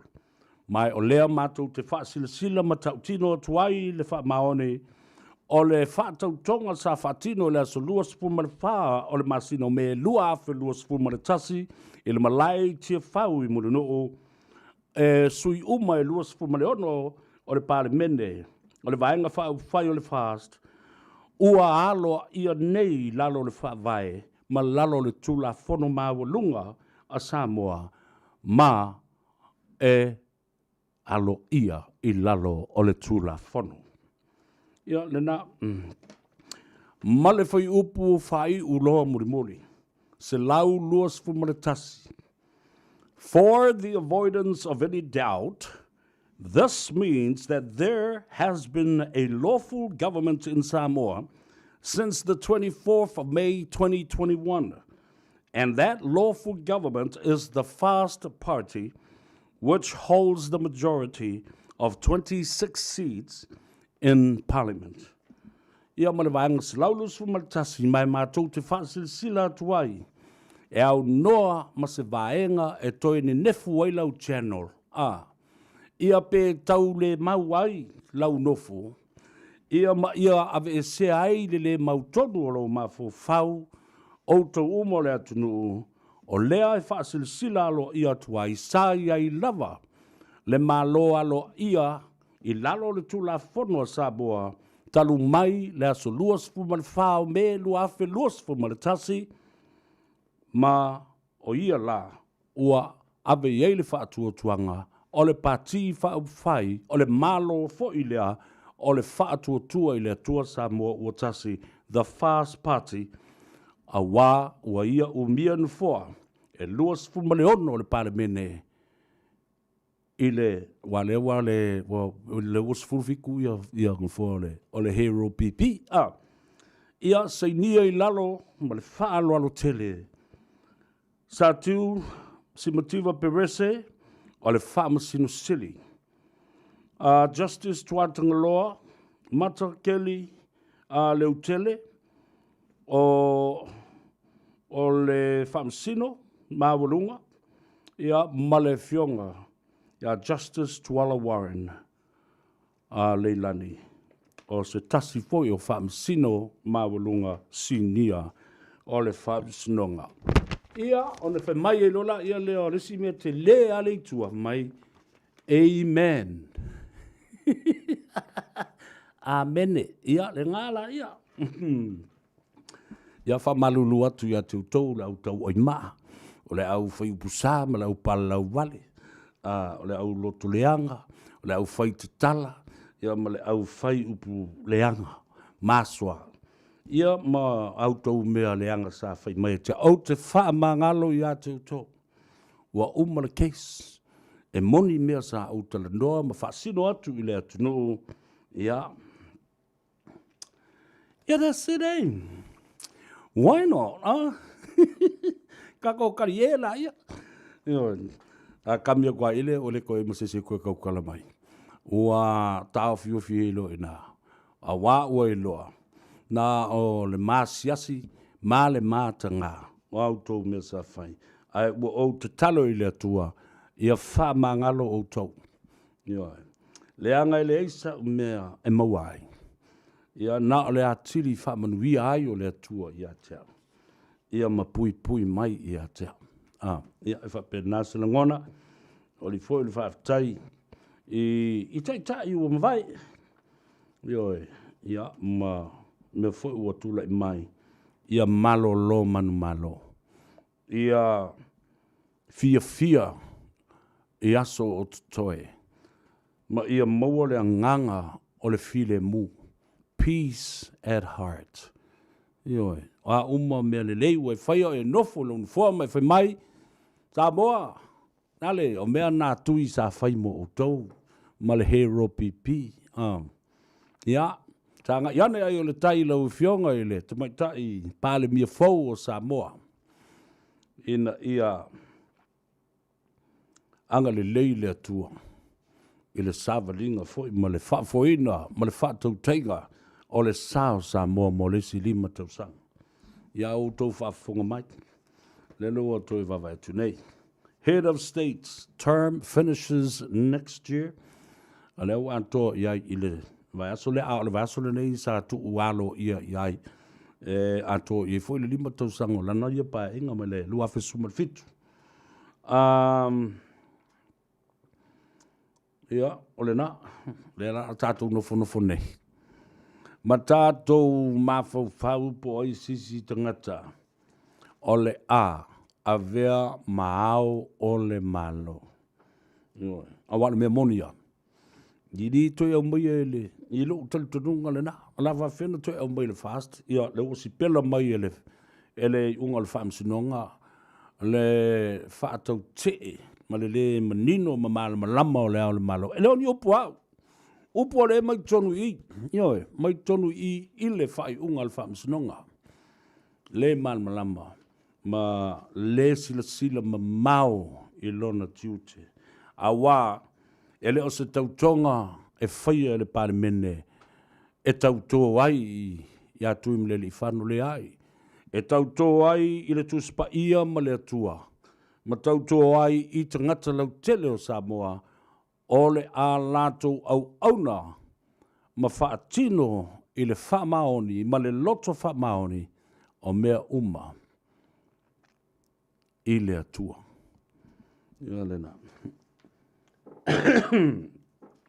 ia wa o le na karfa ia kalofa ia le la mai atu i foi male fa mo le ne yaso ia o ne ngalo le tatou fono tama matene tuai o le kolisi o Samoa le skopa ma le tatou maftanga ile afiafia na nei ina le oats o mai tatou fale si tatou tilutilo foi po ani ngaruenga le leimani atinae e faatino ile tau sanga fo ia po le nei foi tau sanga e alo lo fai i le tatu wa onga i Samoa ia i fai a onga ia fa pena foi i tamaiti a onga ale au nofu tu mau ia ole o to tele o tamaiti le lei o latu mafufau ma ai lima vai o latu ainga ia nai me fa pena tatu tiltilo ia i nai tatu skolsipi tau na fai ia na mea fo i sa fai i loo vai teimi i le se fulma le tolu tau sanga o avea au o se presidente o le maftanga. Ia o ngā ruenga le lei na. Watu lau whamalo ma le whaftai le committee a le fau. Pacifica Committee a le fau ward. Ia ma le lato Pacifica Festival, mini Pacifica Festival lena amatalia le asong fuana se ima vai today. Tau o lunga i le po o le Fia Night i le po de po. Le sunga ia le sa alolani fatalo fatu malo whaftai i le po na po ma le whawhiwhianga. The true also fatalo fatu malo whaftai lau tau whawhiwhianga fo i le po na po. Ia whapena fo i le Saints Academy of Dance. Le te maitai o Chantal Hudge po Hooch. Ia ma le tatu committee Madam Chair Yvette. Ia whapena fo le sunga le whawhiwhianga ia Pastor Reverend Sora Amosa. Whaftai tili lava. Le tamaitai ia whalahaulangi o le sunga ia tamamatua ia Vailuanga. O le sunga Simon. Se manu Simon matawhai.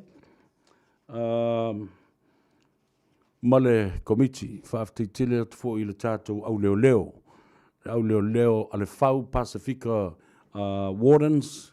I lau whionga Philly Mali i Vaito Lau Roberts o le whionga Fortino Roberts ia whapea fo i ia le sunga i pali i la tawhale Marilyn Auto Uma Evelina ia o whale Naoti ia emese fo i ia le telenga tulitau po le to whaasiata tulitau ia ma i la tau sa langlangoina le tātou wha moe moe. Ena tau ai no nofo le tu malo te malamba le tu malo te lo upu fai o tu malo o tonu o fai tonu o tu malo e le fa lo sasi lo ma fau fai fono alu le fono alu e fai o e ma fongo istanga te le o tu le fono sau longo longo tangata o meo la tu pultatu tu malo o vaso le tu fai le miliona tala a ele alu watu ya sorry we fa le sau me maua la be le inga le fai u sa o nga le inga kupu le pisa ia a kako wo kal kako pesele kako melo failo mer kako luk fai kako kalo fai kako pe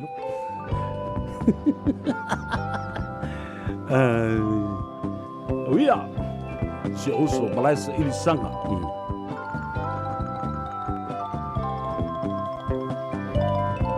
Ele meleka le tangata na o milanava me whanau e ta alua na alona makiliona malanga tupi moa pi ma liwai si toe a ina ai toe a ina o na o mi manai tama o tamanei ua whai awa ia ruta maore pa na lato na na fofa atasi ele se fulu o tausanga ma lili ulo anai tama o repa watoe malanga a onai upumei a ruta ile alofa ole me te alu iai o te alu fo iai ole me te alu fo iai o te fia no fo ai fai no nu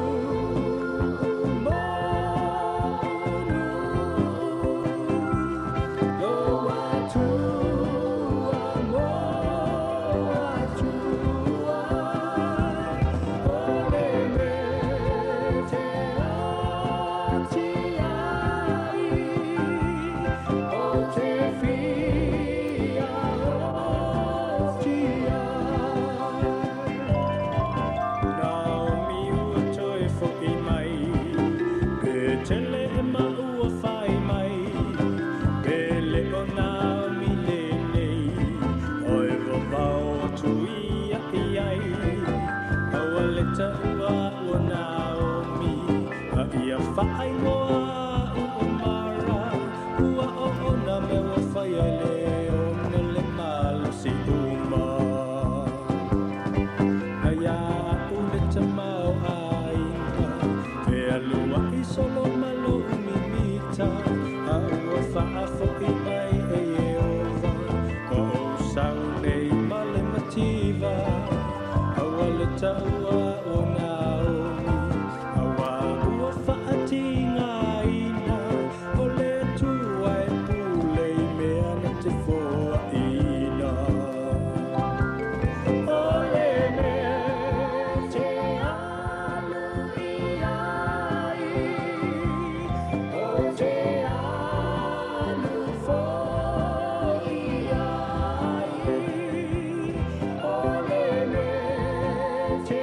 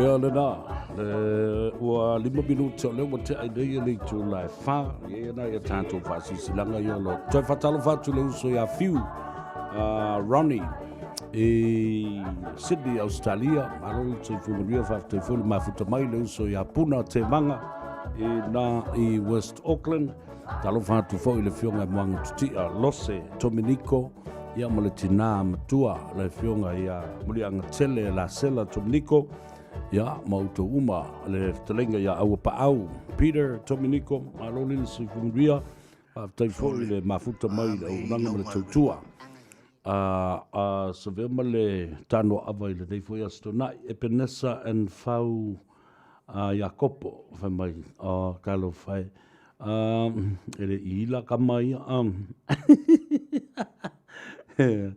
alo to tanielu talo fatu tanto por clame.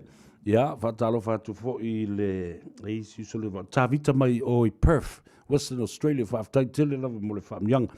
O le whaamnianga mai le whionga ia pātele, le whionga ia Father Michael Alipia Enderman, ia malana fo i Kalesia, whaamanuia duai i le whionga i le tumaitai pāle mia, ia whia me, Naomi, mata afa, whamuina le lua, ia whapena fo i ia le sui pale mia le fionga ia te vang tuala tawa tuala Bonifacio ia mese fo i fionga i Minster masui mamalu le kapeneta ia fa pe fo i sui fono uma o foi pule o le fast fa mai le fionga ia patele ia moli atu ia lo fanga ma fa mlianga ma ia fa mruia le tua i le tula mai i le Samoa i leisi 5 tausanga.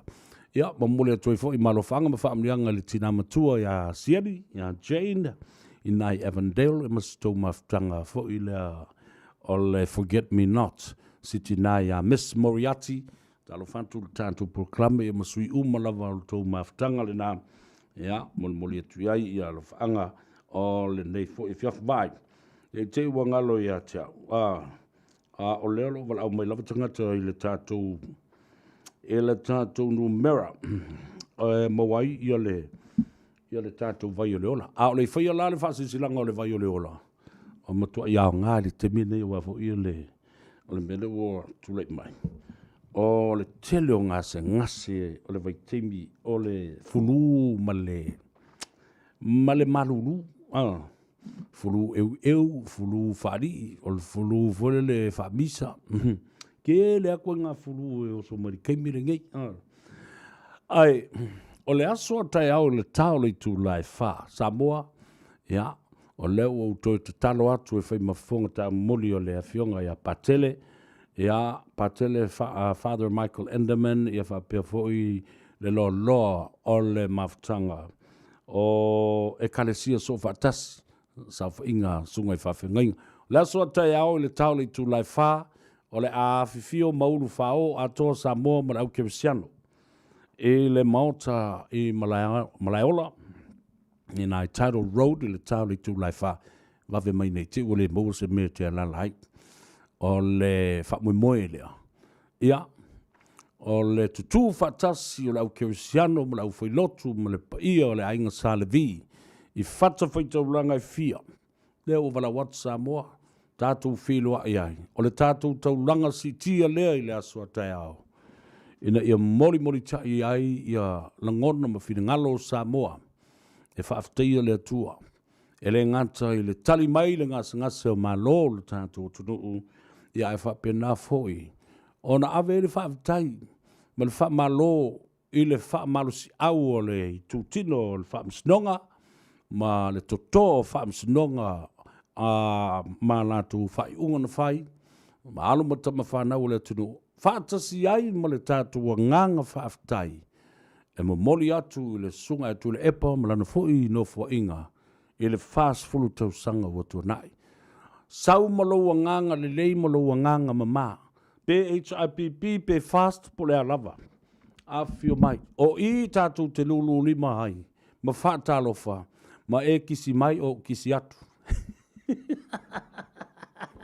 E sāga e kisi mai a kia uaranga o leo so ale meo ko viki. Ko sa la ki se ko se ko mo lo li mai lo mo i lo mo ai sua. Ia nga kisi mai la ia le mai. Alo nga ngal fa pa o me fa pe nga male fa le le mai o fu fe ula ba nga lo kangwa pi kongi mai fu le fa ben. Tātou whēloa i le aso tai au te tuelo tau sui fua. Tātou te talo ma vivi i whaatasi. I le atua tasi o wai tasi a le atua tātou tāpua. I pe tele i a whata whaitaulanga man tāpua inga. O le te talo atu le nā le whionga i a pātele ma le tō tele o sunga i whawhengainga. Whapena fo i sunga i epikopo ma prestene o Paranesi ma prestene o steki o le kalesia mamona. Awhi mai, e loa i alo ia fo i au tau. Ia tulanga ma malu le malo. Ia ma le tulanga alo ia o le tapo inga. E tai ai le ainga sa le vi i le aso tai au. Tali tulai wha, i nā i malaiola. Tātu wo e vivi i whatas. Awa o le tai au fau lea ma le whaalau fau o Samoa. E lona whawai. Ia. Ai, koe fo i mai a kako kamane, lau soi fua maloloina. Wa aisa u vai o leola, o le numera, o le o lua tasi, lua iwa wha, fitu iwa lua fitu, o lua tasi, lua iwa wha, fitu iwa lua fitu. Ia, ma wha pena, o na mauai le vai o leola. Tex mai bilo suafa, ia malo tuatusi. O ina i Otara, me olo alalai ia tangati Otara o Flatbush o Papatoe, nisi vaenga o. Anga iane i le numerous fruma le tolu, o le maunta le fionga le saoli i atuala ta wā tino taupa u, ma le whaletue a peka ma le kamo Tino Junior, o nai mawailau vai. Fruma le tolu, Lappington Road i Otara, off i nai Otara Road. So ngō fia la tau, numerous fruma tolu, Lappington Road, i nai Otara. E anga i o i le tū lea i sauta i Manurewa, Papatoe, Papakura, Pukekohe, Whaasolo tuai i Whaituna, anga i ane i Glendon. Numera luas frumale lua, Templeton Place. Lua, Templeton Place, ia, alo i aile tua whine Malia Olive, ia, malausa fo i a Iosia, whapea fo i tua whine. Ia Maritza sa wanga. Maletina matua tausi o sio mātou ainga. Nā, lo whakarikari aku e lako. Me lau vai, luas frumale lua, Templeton Place i tua Glendon, Monroe. E alula i lei tū sisifo. Tasi alno whanga i nā. I Henderson Shopping Centre, o lo iai i le numera tasi pātolu whālua, Henderson, o le Great North Road. Tafta whatō de al tu e tiepi e iai la le whare ofu na e tau o le Alisa's Pacifica Creation or Fashion. Wa se sila mai le ofu leu te ofu ai. Wa se sila mai ia lea wha au le leia ufo Alisa le leia stonai. Ia o peo na ufa tu sape le ise me laukanga. Ai makua au le leia u ke unga mau skaili malo ofu. Oi nā, ia alula ina ia Alisa, pototele ia whaanimu whaasau, whaile ofu ke au le leia. Ia kusa ala pe kanga kulau kanga alu sao ai lalo lima e pū ke lea le pū ngā wafo e leise tupeo iai, e le tanga, pū le tanga. Ia, ai au le leiba maa ngai ofu, i re ase me ke popole ai, i maua malau sponsor le pō ngā sau whakau me ke mga oi. Ia. Ai nai maua i lau vai, maua lau ofu, whatau, maua lau ofu mo fusau discount, maua malau vai ina, le vai avoka, ia ma le vai o le ola. Ia Samoa, ia, mali maia, ona ua pau o le taimi, ia, iei fo i tūtuangi o le whiawhinei. E whaaftei tēra le nei vai aso tātou mafuta ai le vevela o whaamsinonga ma whai unga. Ia ma whiriwhiringa lava e whai lava le tangata la tau ia. O le manu ma lo, o le fast ma le whaatuatua i le atua Samoa. O le manu ma lo fo i nā o le tātou porkalame. Ia, Savea ma le Tanoa Ava. O le manu ma lo fo i le nā o Savea. Ma le au o nanga whaatau waa i le tele o tau sanga o mawai. Na mafua ai le porkalame le nei o na langa fina ngalo le atunuu. I mea sa o luai au vatu i porkalame ai le i tai lava o iei se mafofau sisi a porkalame ma sisi tangata. Na luai whaafonga iei sa moa le sfulma le 5 tausanga. O le pese ale na o pese ai se i o mai le so. O a paurua i whaalo uleo. Ai ko e oso mai ale. Le ko sawal fa malusi au ko e kasia ai man nei alo lo leo nga ke on le tua la pule le Samoa la pule fa alo le mo o tou sa langoina ya le selangona se upu se manatu se motu nga afa se mea sa folosia i luma mea awa e iai o na whalau i le tae ao mulmuliane le tae au fau lea Samoa fola i o luma e folau ai Samoa. Man via tele le tātou tunu, man via foi o tau le au whainga luenga tofia le tua, whaafitai au tau tāru sanga, o mātua, ma te ngata sa e anga o lātou langona, mō lātou mafau fau. O nisi o tau sa saudoa mai ma, tau ai mai ia mneo maa i le tūranga mai. La me, let's go for au kalangoe fu Samoa, o ese manu Samoa, o mai ku Samoa, ia lewa umana o tali atu. E le mawhai lawa. Langa olo ola o tātou mātua. Mātou nei olo ola mātua. Olo iai atina ai Samoa, olo tautu ai le atunu. Olo whaile ai tau malele. Olo iai whanua mātina ai. Ma ele te tele. Ma olo o mau popo mātua ai ngā mea nā. Lea leno whatu. I longo whial tangata, e leise ai ngai Samoa. Ma tau tala le mawhawhawha pena whe mai. Larko whe au ia Samoa. Ku Samoa, lai ei kula e pama, le ai. Mea o te whatu, e iai whina ngaro mali. Tō fuata ngata malona ngona ma le tūlanga nā. Ai, o i tātou o isa la elu. Tātou te suel tātou whaamalama ma tilo lo tātou nuu. Po wheo iai. Le ala nā lai ona pepese isa la elu ma sei o lātou pau. Ma tā lātou ngā pelu. Ina ua ave whaatangata tau ina i Papelonia. Whaapena tonu a ma Samoa malona tūlanga saiai. E o mai le taimi nei. Upu masani, ale poto, e mawhai ona e ave e sea mai i ale tama, mai ona lauwhanua ma ona ele. Ave ese mai. Ai le mawhai ona e ave e sea, le lauwhanua ma le ele, o le tū ma le anga, ma le tofi o le tama le nā, mai tu tonu o le tama. Ele mawhai na ave sea le ele o le tama, mai tu tonu o le tama. Ai mawhai na ave sea le tama, ave ese mai o na lau ele. Whamria le tua, whawhoi mai upo Savea, ia te a mai kula o kanga se o walu mkwa ka whale, koe whakau wale, pe lelei, mai whole koe whanga sisi vai asu. Lofa mai le tua. Manuia o Samoa, lau pule leo e whulau wai. Ia ma pui le whetalo loa i o le tudu i le fiafia nā nei. Ia o le pese lea, e pule a wau le tua i mea uma. Wa le whai uina i le pese sa whai whai u le pese lea le tia maa. Love you people, thank you so much for being with me this afternoon. Another episode, another day has gone by. God loves you and hope to keep you safe. Until next week, we'll see you again. So fua ma ia manuia lau tō ona sa vea pesta tamale lagi le urua i ali i se yuli. Al Harrington tu manuvao tangaloa matua muli talo la vea. So fua.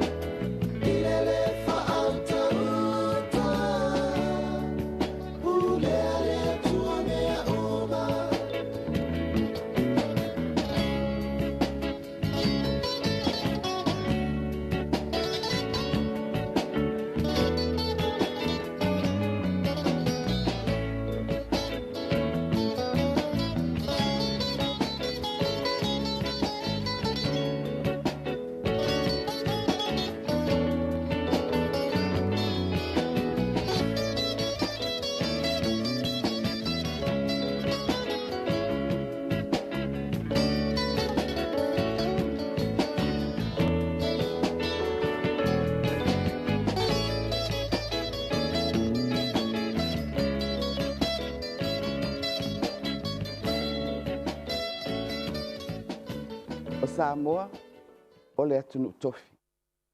E le o se atunu utaliola.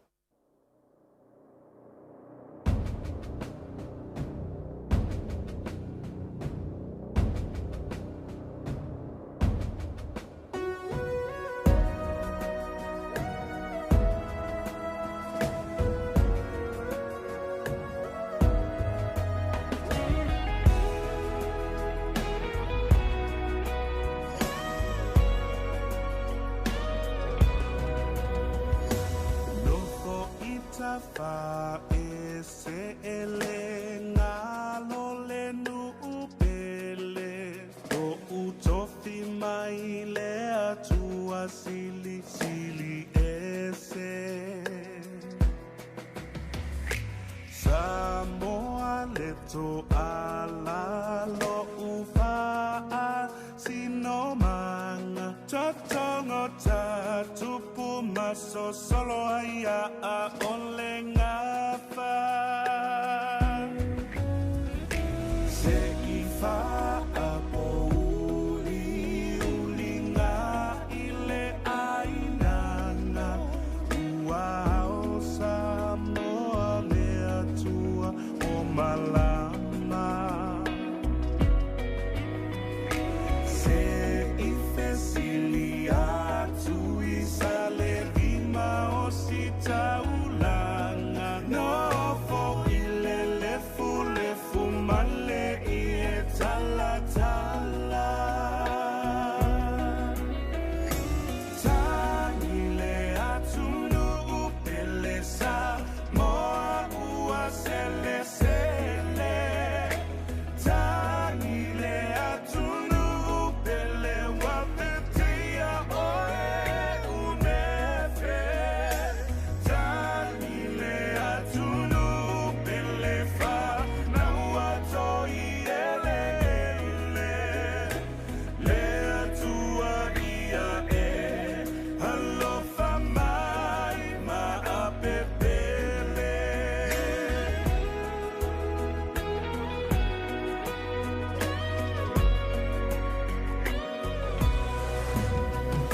Samoa iso se tafa ia susu elefa amalama ia ta alili o se ava longo papa e tali mai le atua iona lavala Samoa e tato tiu masala sala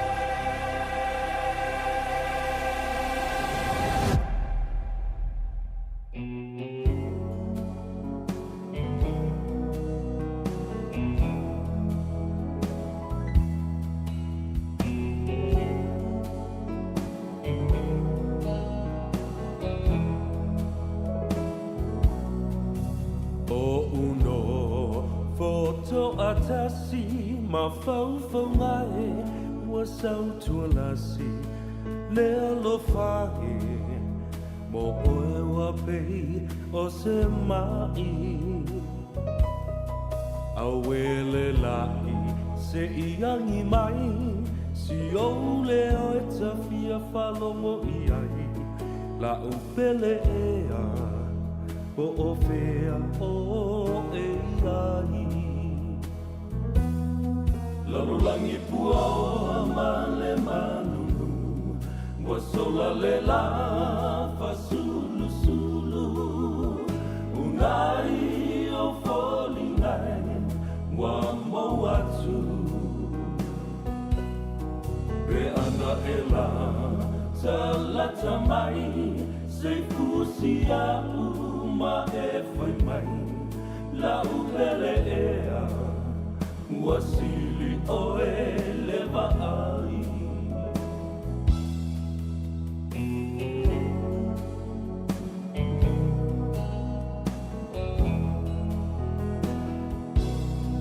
E moni ai o Solomona o vai e telele tineia le lofa e sole sami ma le au e fe tafeai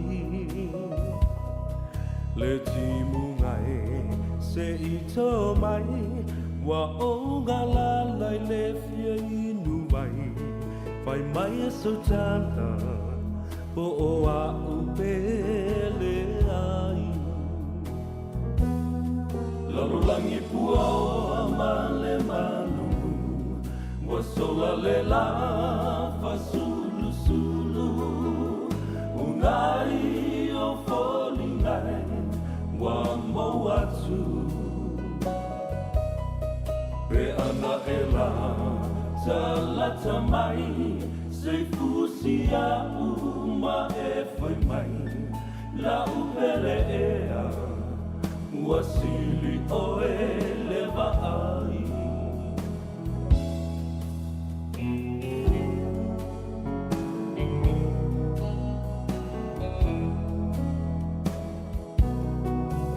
Masoninga a oe maita lau pele e ai le whangaluina o te te wina e a oe isi o ufatu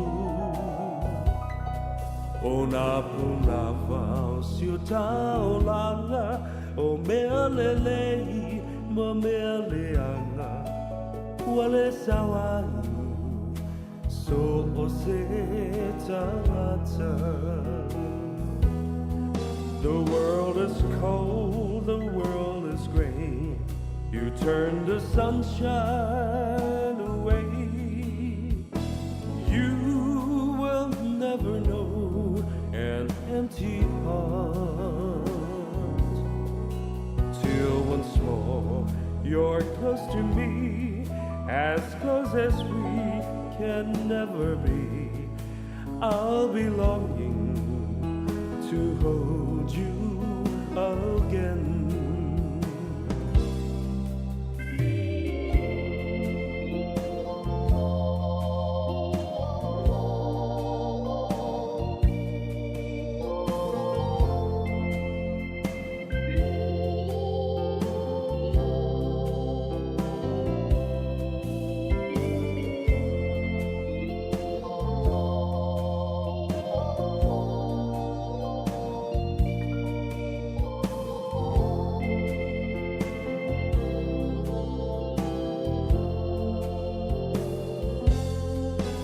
Langi pua male malulu Wasola le la fa sulu sulu Unai o foli ngai Wa mo atu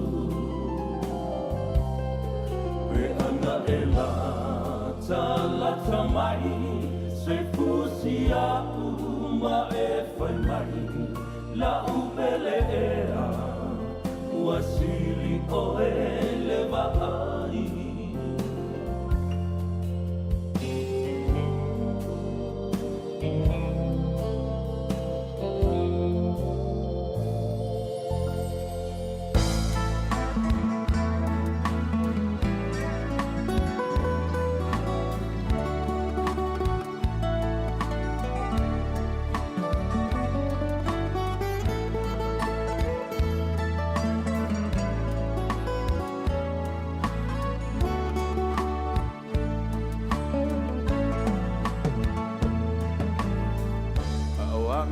mai le sau malu a ole la uangoto atu e tasi lava lo fa moe moe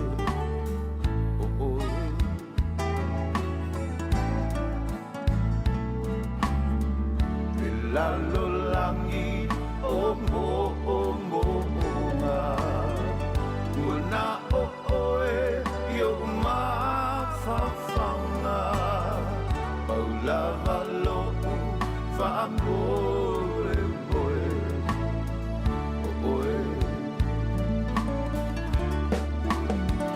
o mia oe mo lo utai ao manino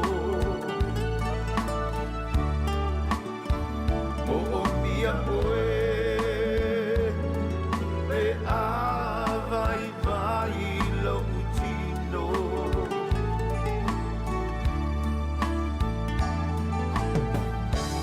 oe o lo malo si a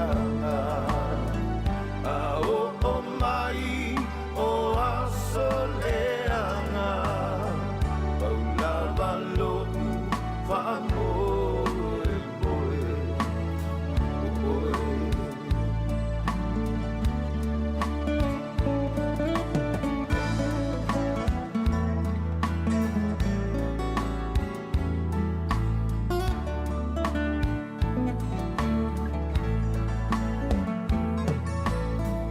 e mana tua pe oe lo au le mafutanga e fa avavau o folinga e la lele tumau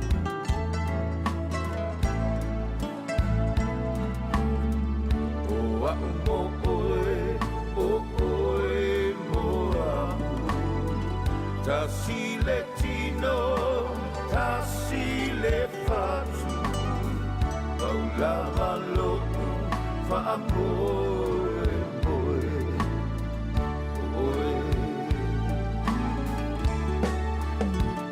o mia oe o lo utai ao manino o mia oe e vai vai lo utino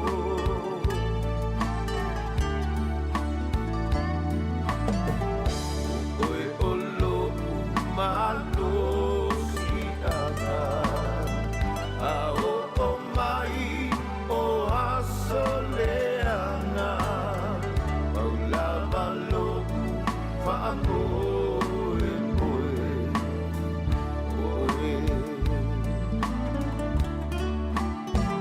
o mia oe o lo utai ao manino o mia oe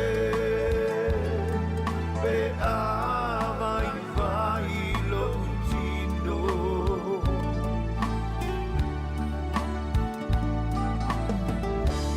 oe o lo malo si a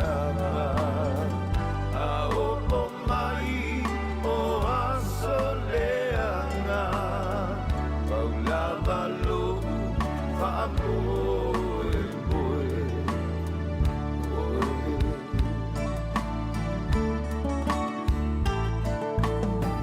paula valo fa moe moe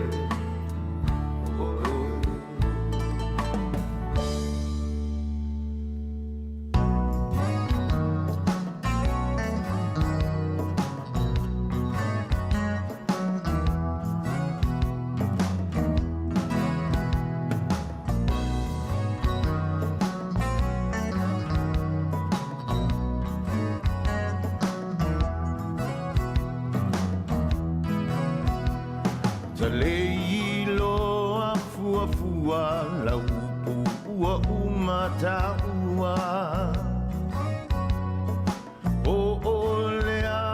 le pongai ua e whaapea mai ai o whea lofa a maoni maloa lofa e o i leo ti ta lofa i o kumanatu o lea ua e tuia lo ufatu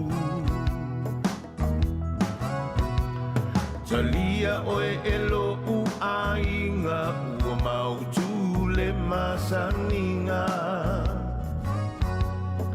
o a o mawhai tionga na malo oe i lo ua lofa whai mai e te whaatau waa i ne i ulangi a ue tangata ai o te le i langona sa ufitia umai le alofa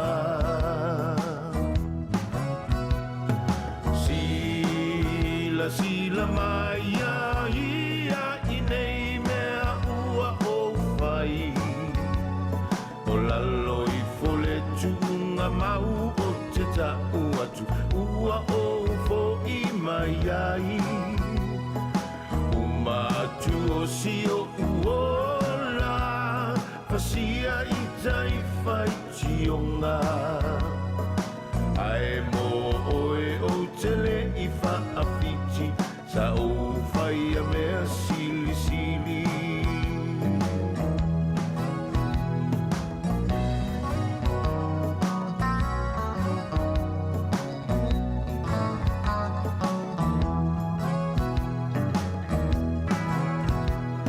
e mana tua le amatanga i au upu mao loi mata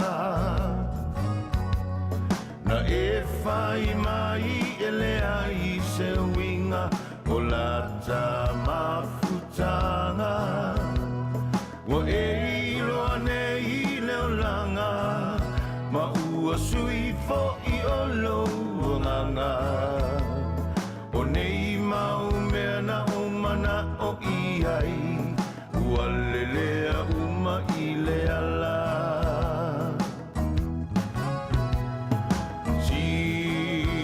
sila mai a ia i nei mea ua o whai o lalo i fole tunga mau o te tau atu ua o fo i mai ai umatu o si o uola fasia i tai whai tionga ai mo oe o tele i whaafiti na o whai a mea sili sili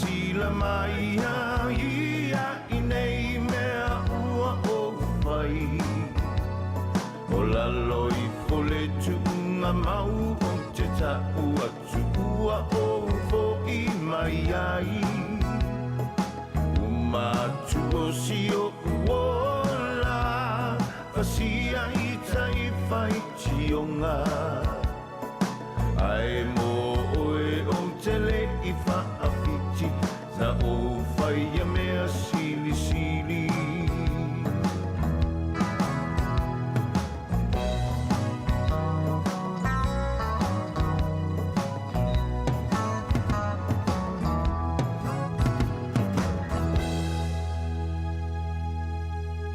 Are you 65 plus, disabled, or have an underlying health condition?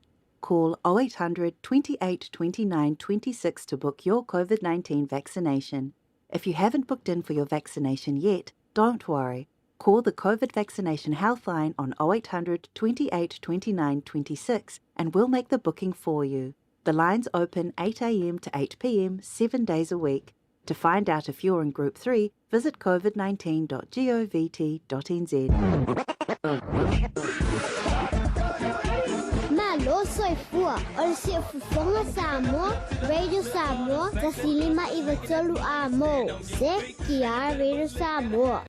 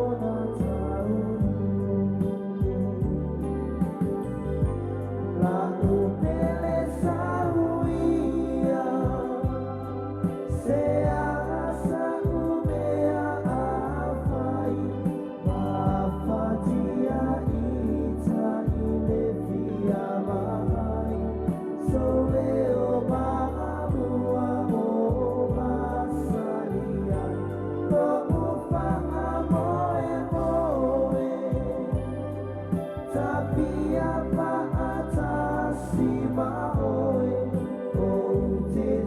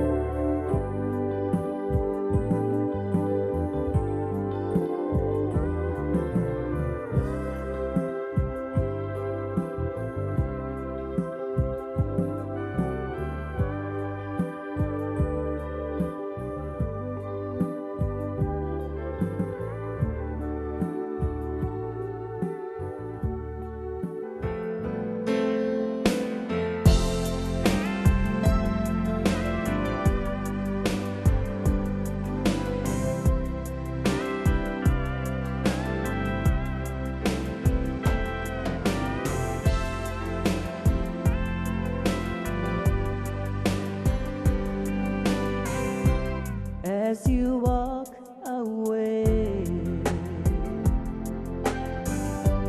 as we say goodbye, but I wouldn't leave with a tender lie. Say you'll never stop loving me, just as if it were true. How much more damage now, honestly, could my tender lie do? When we fall so far, are we wrong to try to fight off the truth with a tender lie? Say you're gonna come back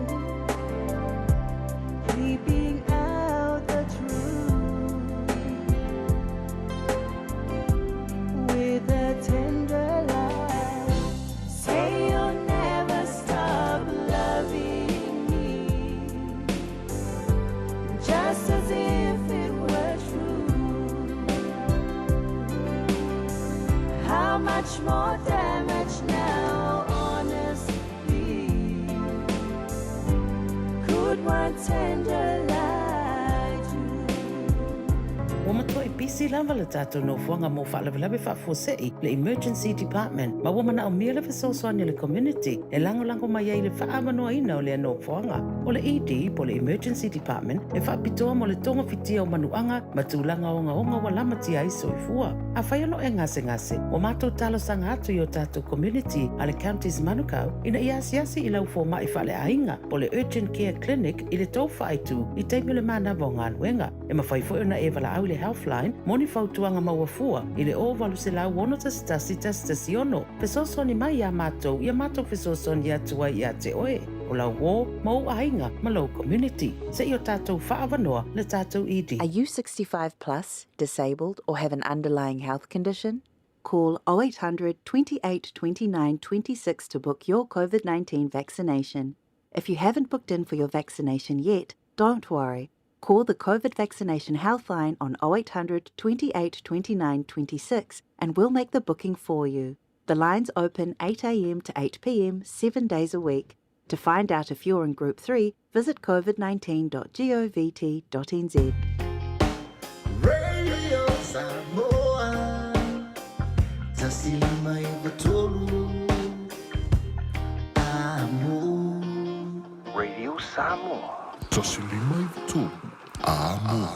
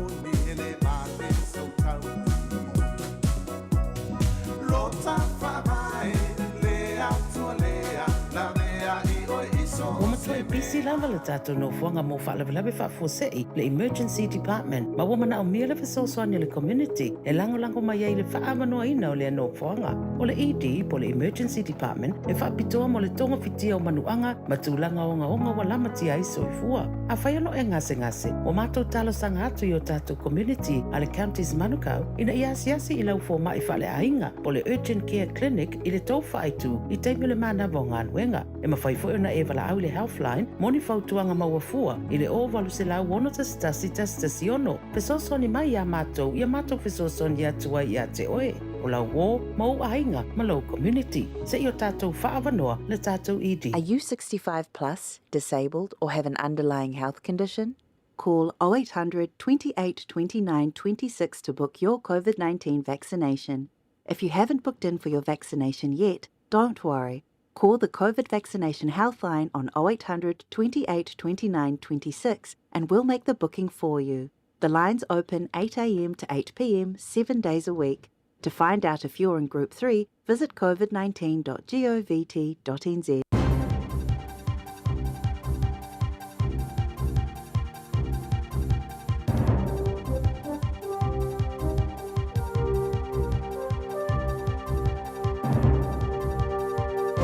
In this update, mental health advocate Mike Kings criticised the Ministry of Health over statements about his Gumboot Friday appeal. Mr King's been trying to get funding for his service, which aims to provide counselling for children. The Ministry of Health says funding was rejected because he put in an application late.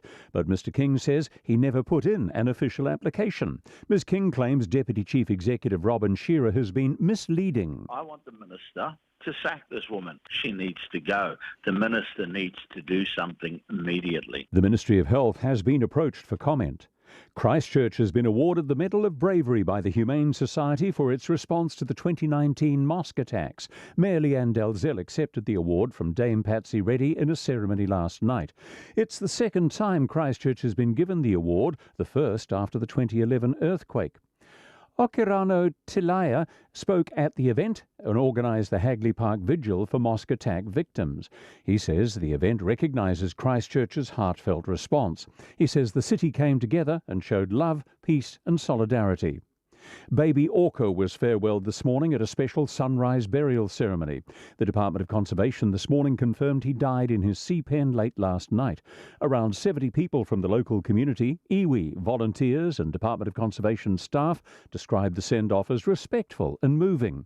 The orca was found stranded on rocks at Plympton Beach on July 11. Extensive attempts since then to find his pod and reunite him with them have not been successful. The Waikato Council Chair hopes Te Huia train service will keep chugging along. The Waikato to Auckland Saturday service, as of today, has been extended to the Strand station in central Auckland. The train left Hamilton at 7:41 this morning and pulled into the Strand just after 10. Russ Rimington says it is only the beginning of Te Huia's upgrades. The key is now to get to Taunui. That's the station closest to Manukau. That's news. In sport, a scintillating opening row from the New Zealand Women's 8 has seen them qualify for the semi-finals at the Tokyo Olympics. New Zealand's edged out Canada on the finish line, with China coming in third. The men, on the other hand, will have to race in the repechage after coming second in their heat. The men's Black Sticks have opened their Olympics campaign with a loss, beaten by India 3-2. New Zealand opened the scoring through forward Kane Russell, but went on to concede 3 straight goals. Coach Darren Smith saying it's a disappointing result. Came down to penalty corners in the end, and India clinical, and we were just a little bit sloppy at penalty corner time, and it would have been nice to get points out of that match. So, yeah, I mean, I thought there was some good parts. New Zealand's Misha Kudanov has finished 15th in the all-round men's gymnastics competition. He finished with a total score of 70.064. That's sport. I'm Joe Gilfillan. Hey, hey! Oh.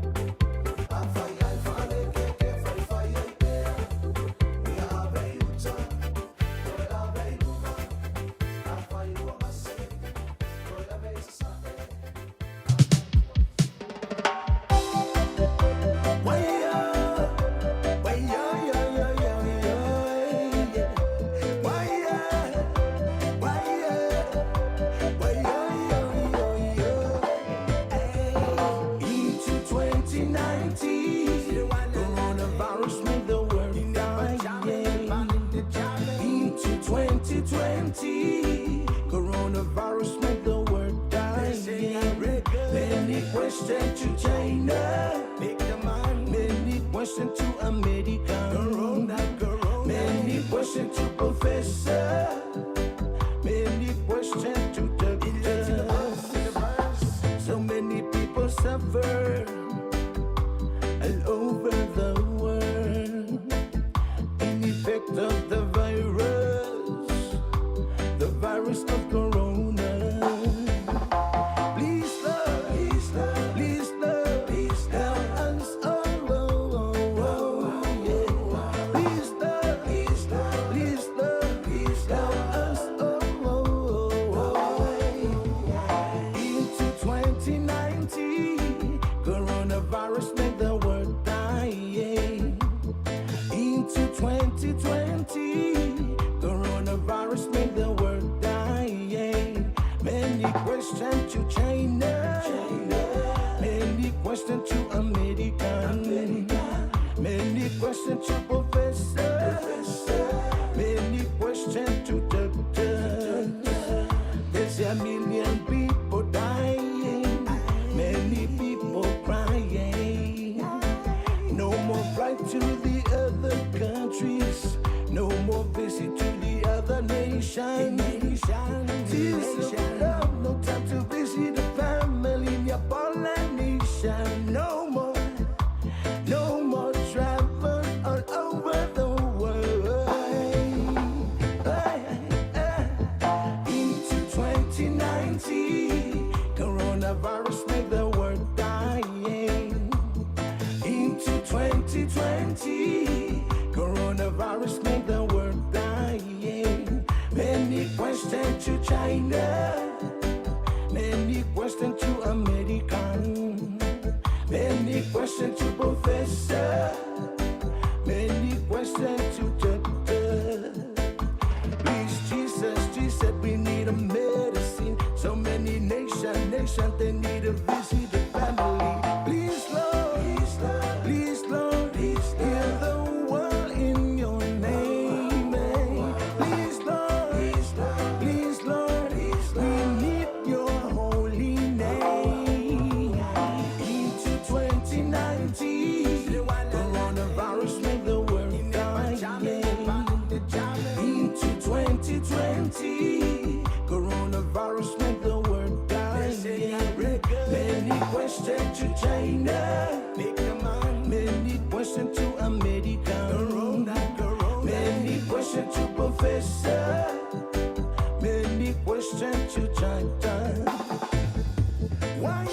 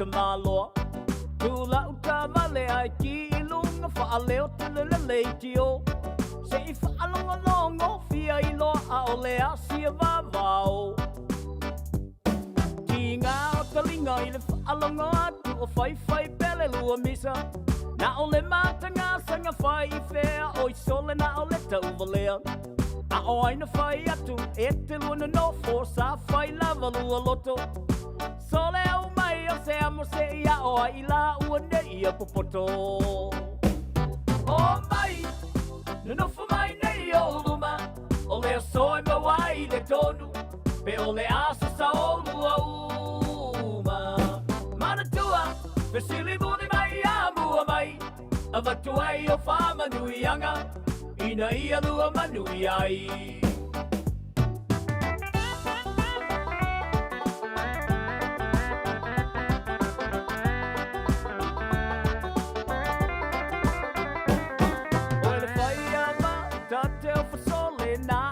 Matanga o le tofinga le po ai to sua vai pe a lofa I le ava tele I alu tawa sona e lo lava o le pe a to male mo fau o le nga o lau tau tu le na ua e to e feau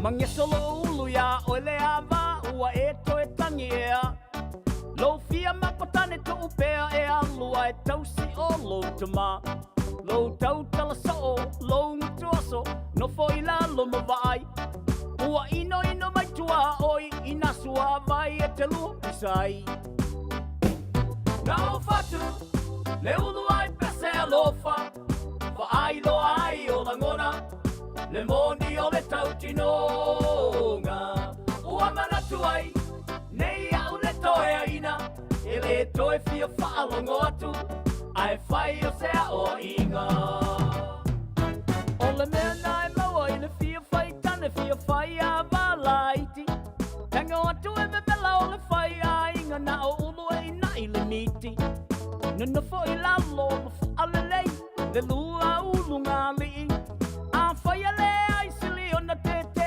ai ave I le sifta maiti Tō tuli awa nei toi fa alongoina alofa ma feo e oe ai ia fai e de lua inga vai se taio ma se ka pisi e falai awa nei toi fa suaina ma le lua pisai sua vai na o fatu le ulu ai pese alofa fai lo ai o langona le moni o le tautinonga tamu soe ile nei masi asi ai sei ma fau fau tasi o aina toe au mai o le fati ai sei ma fau fau tasi o aina toe au mai o le fati ai sei ma fau fau tasi o aina toe au mai o le fati All I hear is Radio Samoa, Radio Samoa, Radio Samoa. Tasilima iwa tolu amo. Radio Samoa, kasilima iwa kolu amo.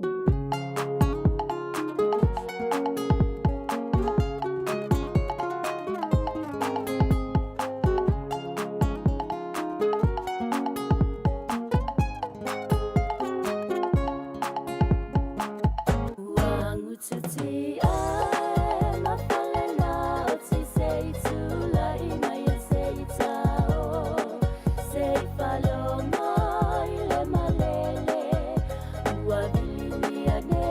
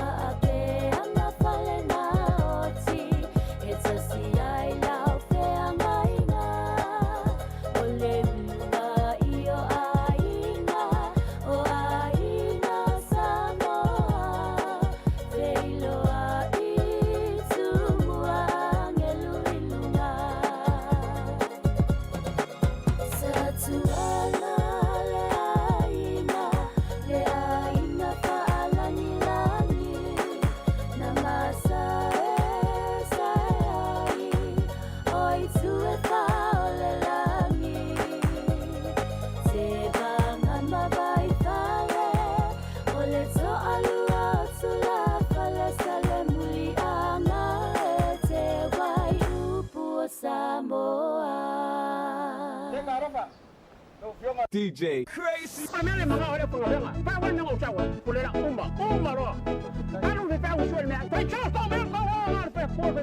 It's a new one.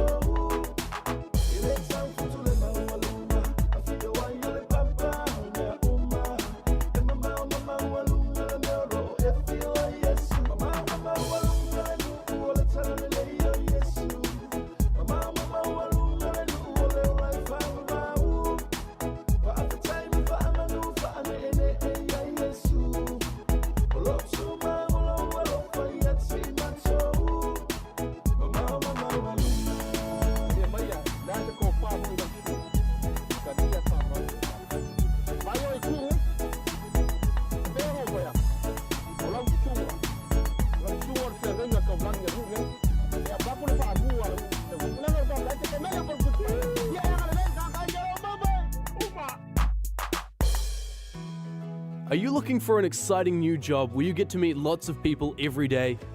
We have full-time bus driver vacancies available at NZ Bus. Sounds great, but what if I have no experience?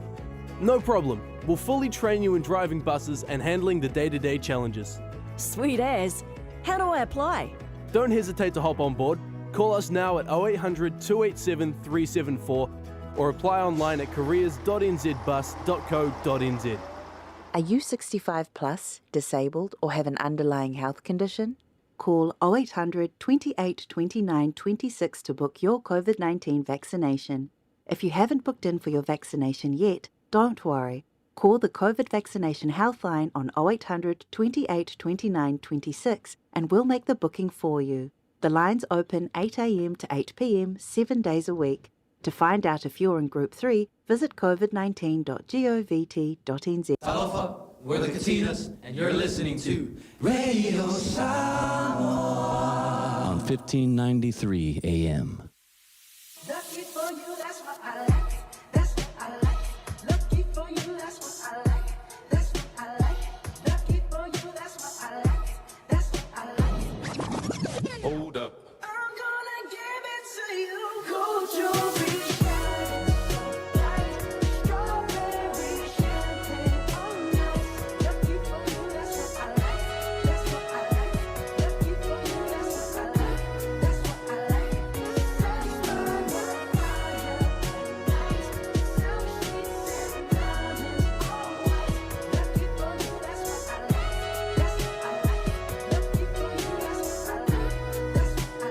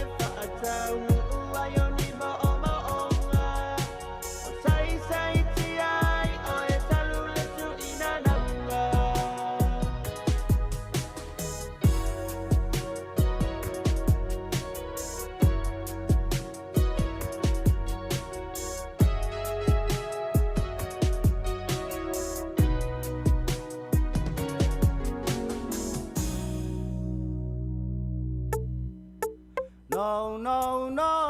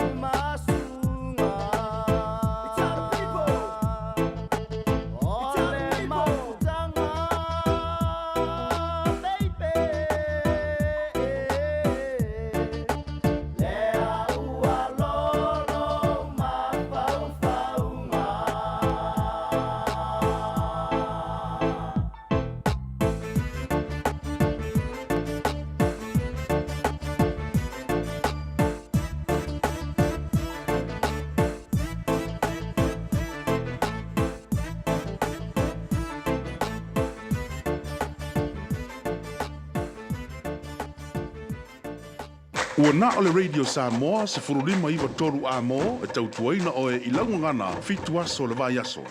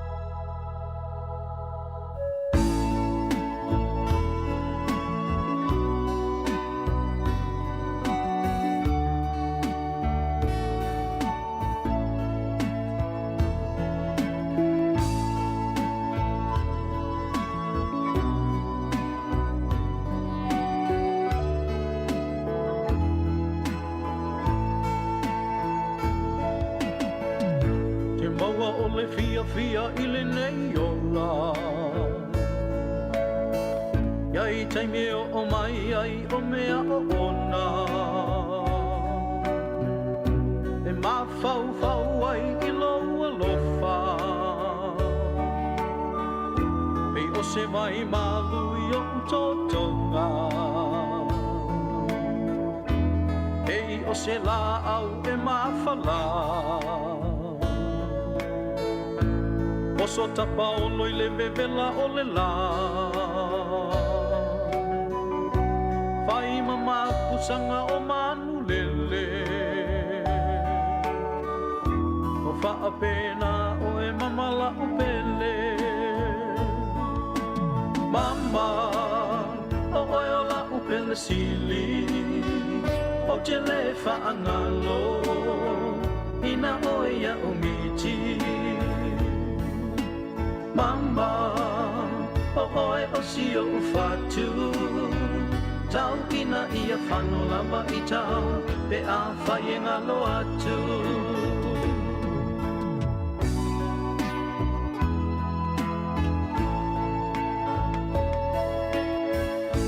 A whātia i ta i matangi wale O lota wha moe moe ua lea e Pe ita o se o tau ta i le tai tawhe O lota lotoa fo ia ua ngase Ai pei o le sau mai heremoni Na wha fo i sia mai lota malosi Pe atawa ai atui o fōlinga E uli uli loa lofa wha maoni Mama, o oia la upele sili O te le wha angalo Ina oia umiti Mama, o oe o sio ufatu Tau ina ia whano lava i ta Pe a whai ngalo atu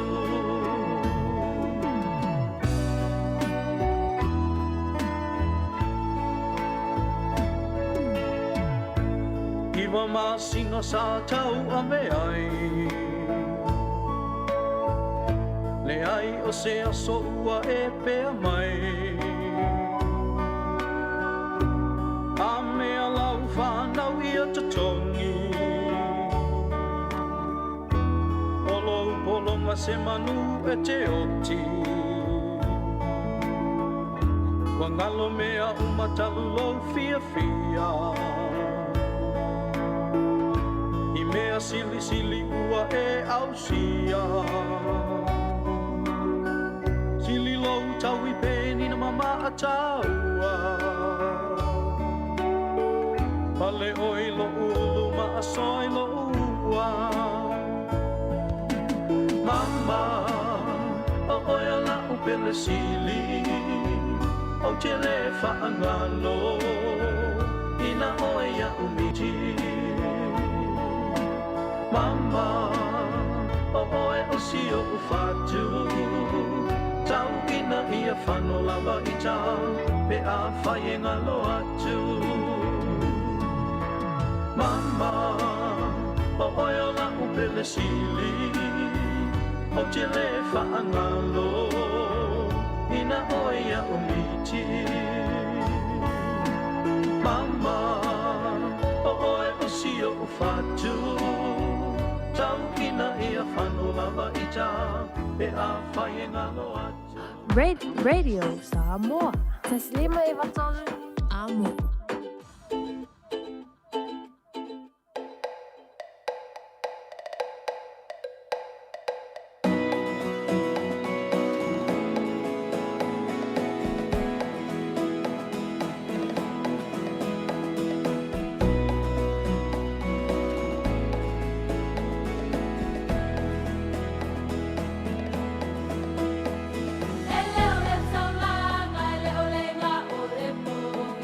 Le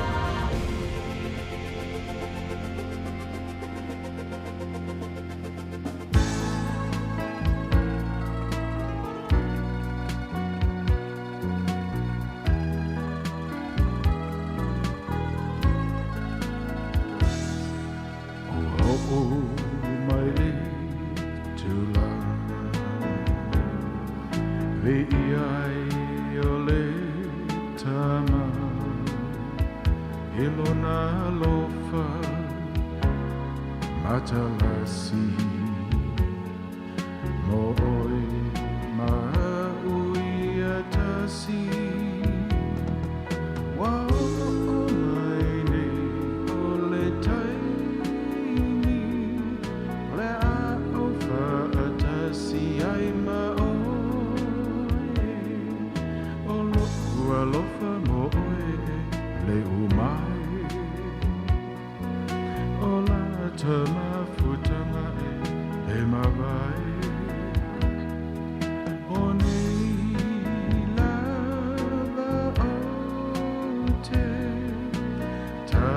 Tino atu idea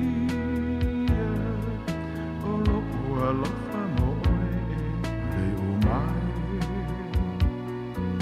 Ola tama futanga e le mabai Uatasita ua Wamanu ia o mea uma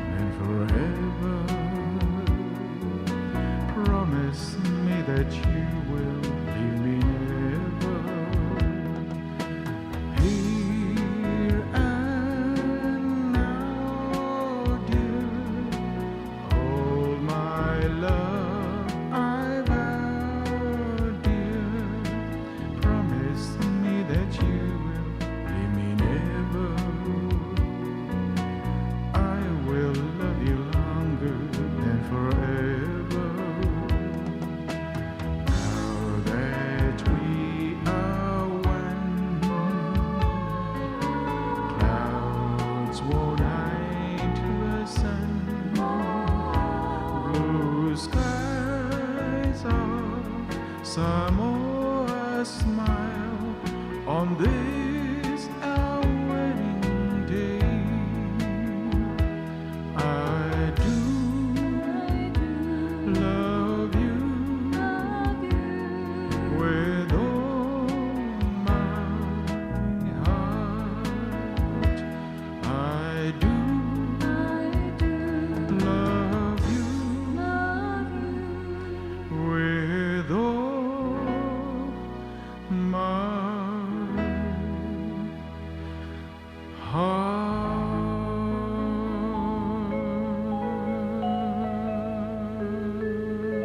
Are you 65 plus, disabled, or have an underlying health condition? Call 0800 28 29 26 to book your COVID-19 vaccination.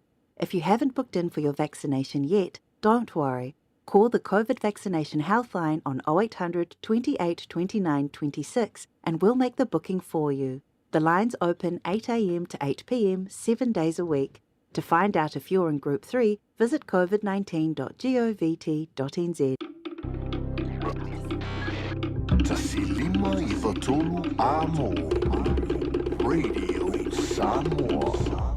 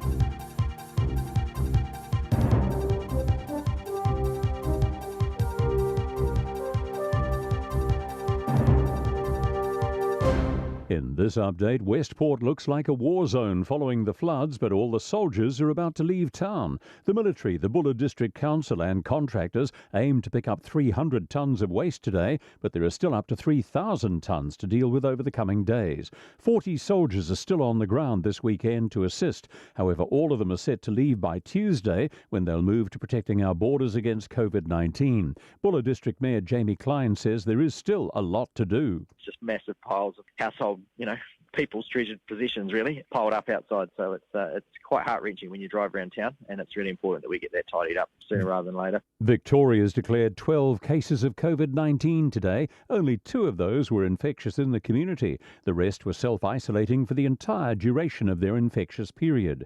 The Australian state administered more than 19,000 vaccine shots and completed almost 40,000 tests in the previous 24 hours. Sky's Melissa Christides says Victoria is also increasing border security. Anyone entering from New South Wales would be considered to be from an extreme risk zone. So that means that they'd have to obtain a permit before entering into Victoria. No new cases have been declared in Queensland.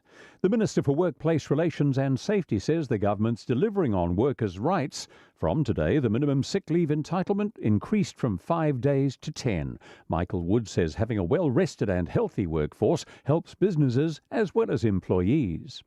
Islamic communities across New Zealand are coming together to celebrate Eid al-Adha, which marks the end of the annual pilgrimage to Mecca in Saudi Arabia.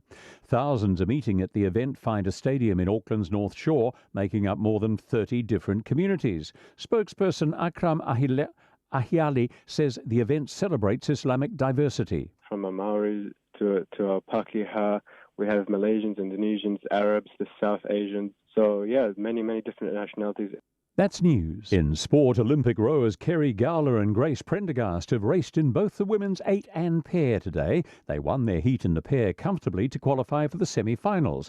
Gowler and Prendergast then got into the New Zealand women's 8 boat for a tight victory for a semis berth. Prendergast told Sky Sport the finals for the 8 in particular will likely be as tough. Probably expecting 6 boats within half a length, so I think it is a really good first race to sort of set us up for how tough this week is going to be and how hard it is to achieve what we want to achieve. The men's rowing pairs through to the semis, while the men's 8 face a repechage. The Warriors have plenty of ground to make up in their NRL game against South Sydney on the Sunshine Coast. Moments ago in the first half, the Warriors trailed 22-6, having conceded 4 tries. That's sport. I'm Joe Gilfillan. Talofa Samoa, waulene yo kasfutialu, awalsuia lingila ulawekio. Ava mai ina se furu lima iva kolu, amo, Radio Samoa, bevela a.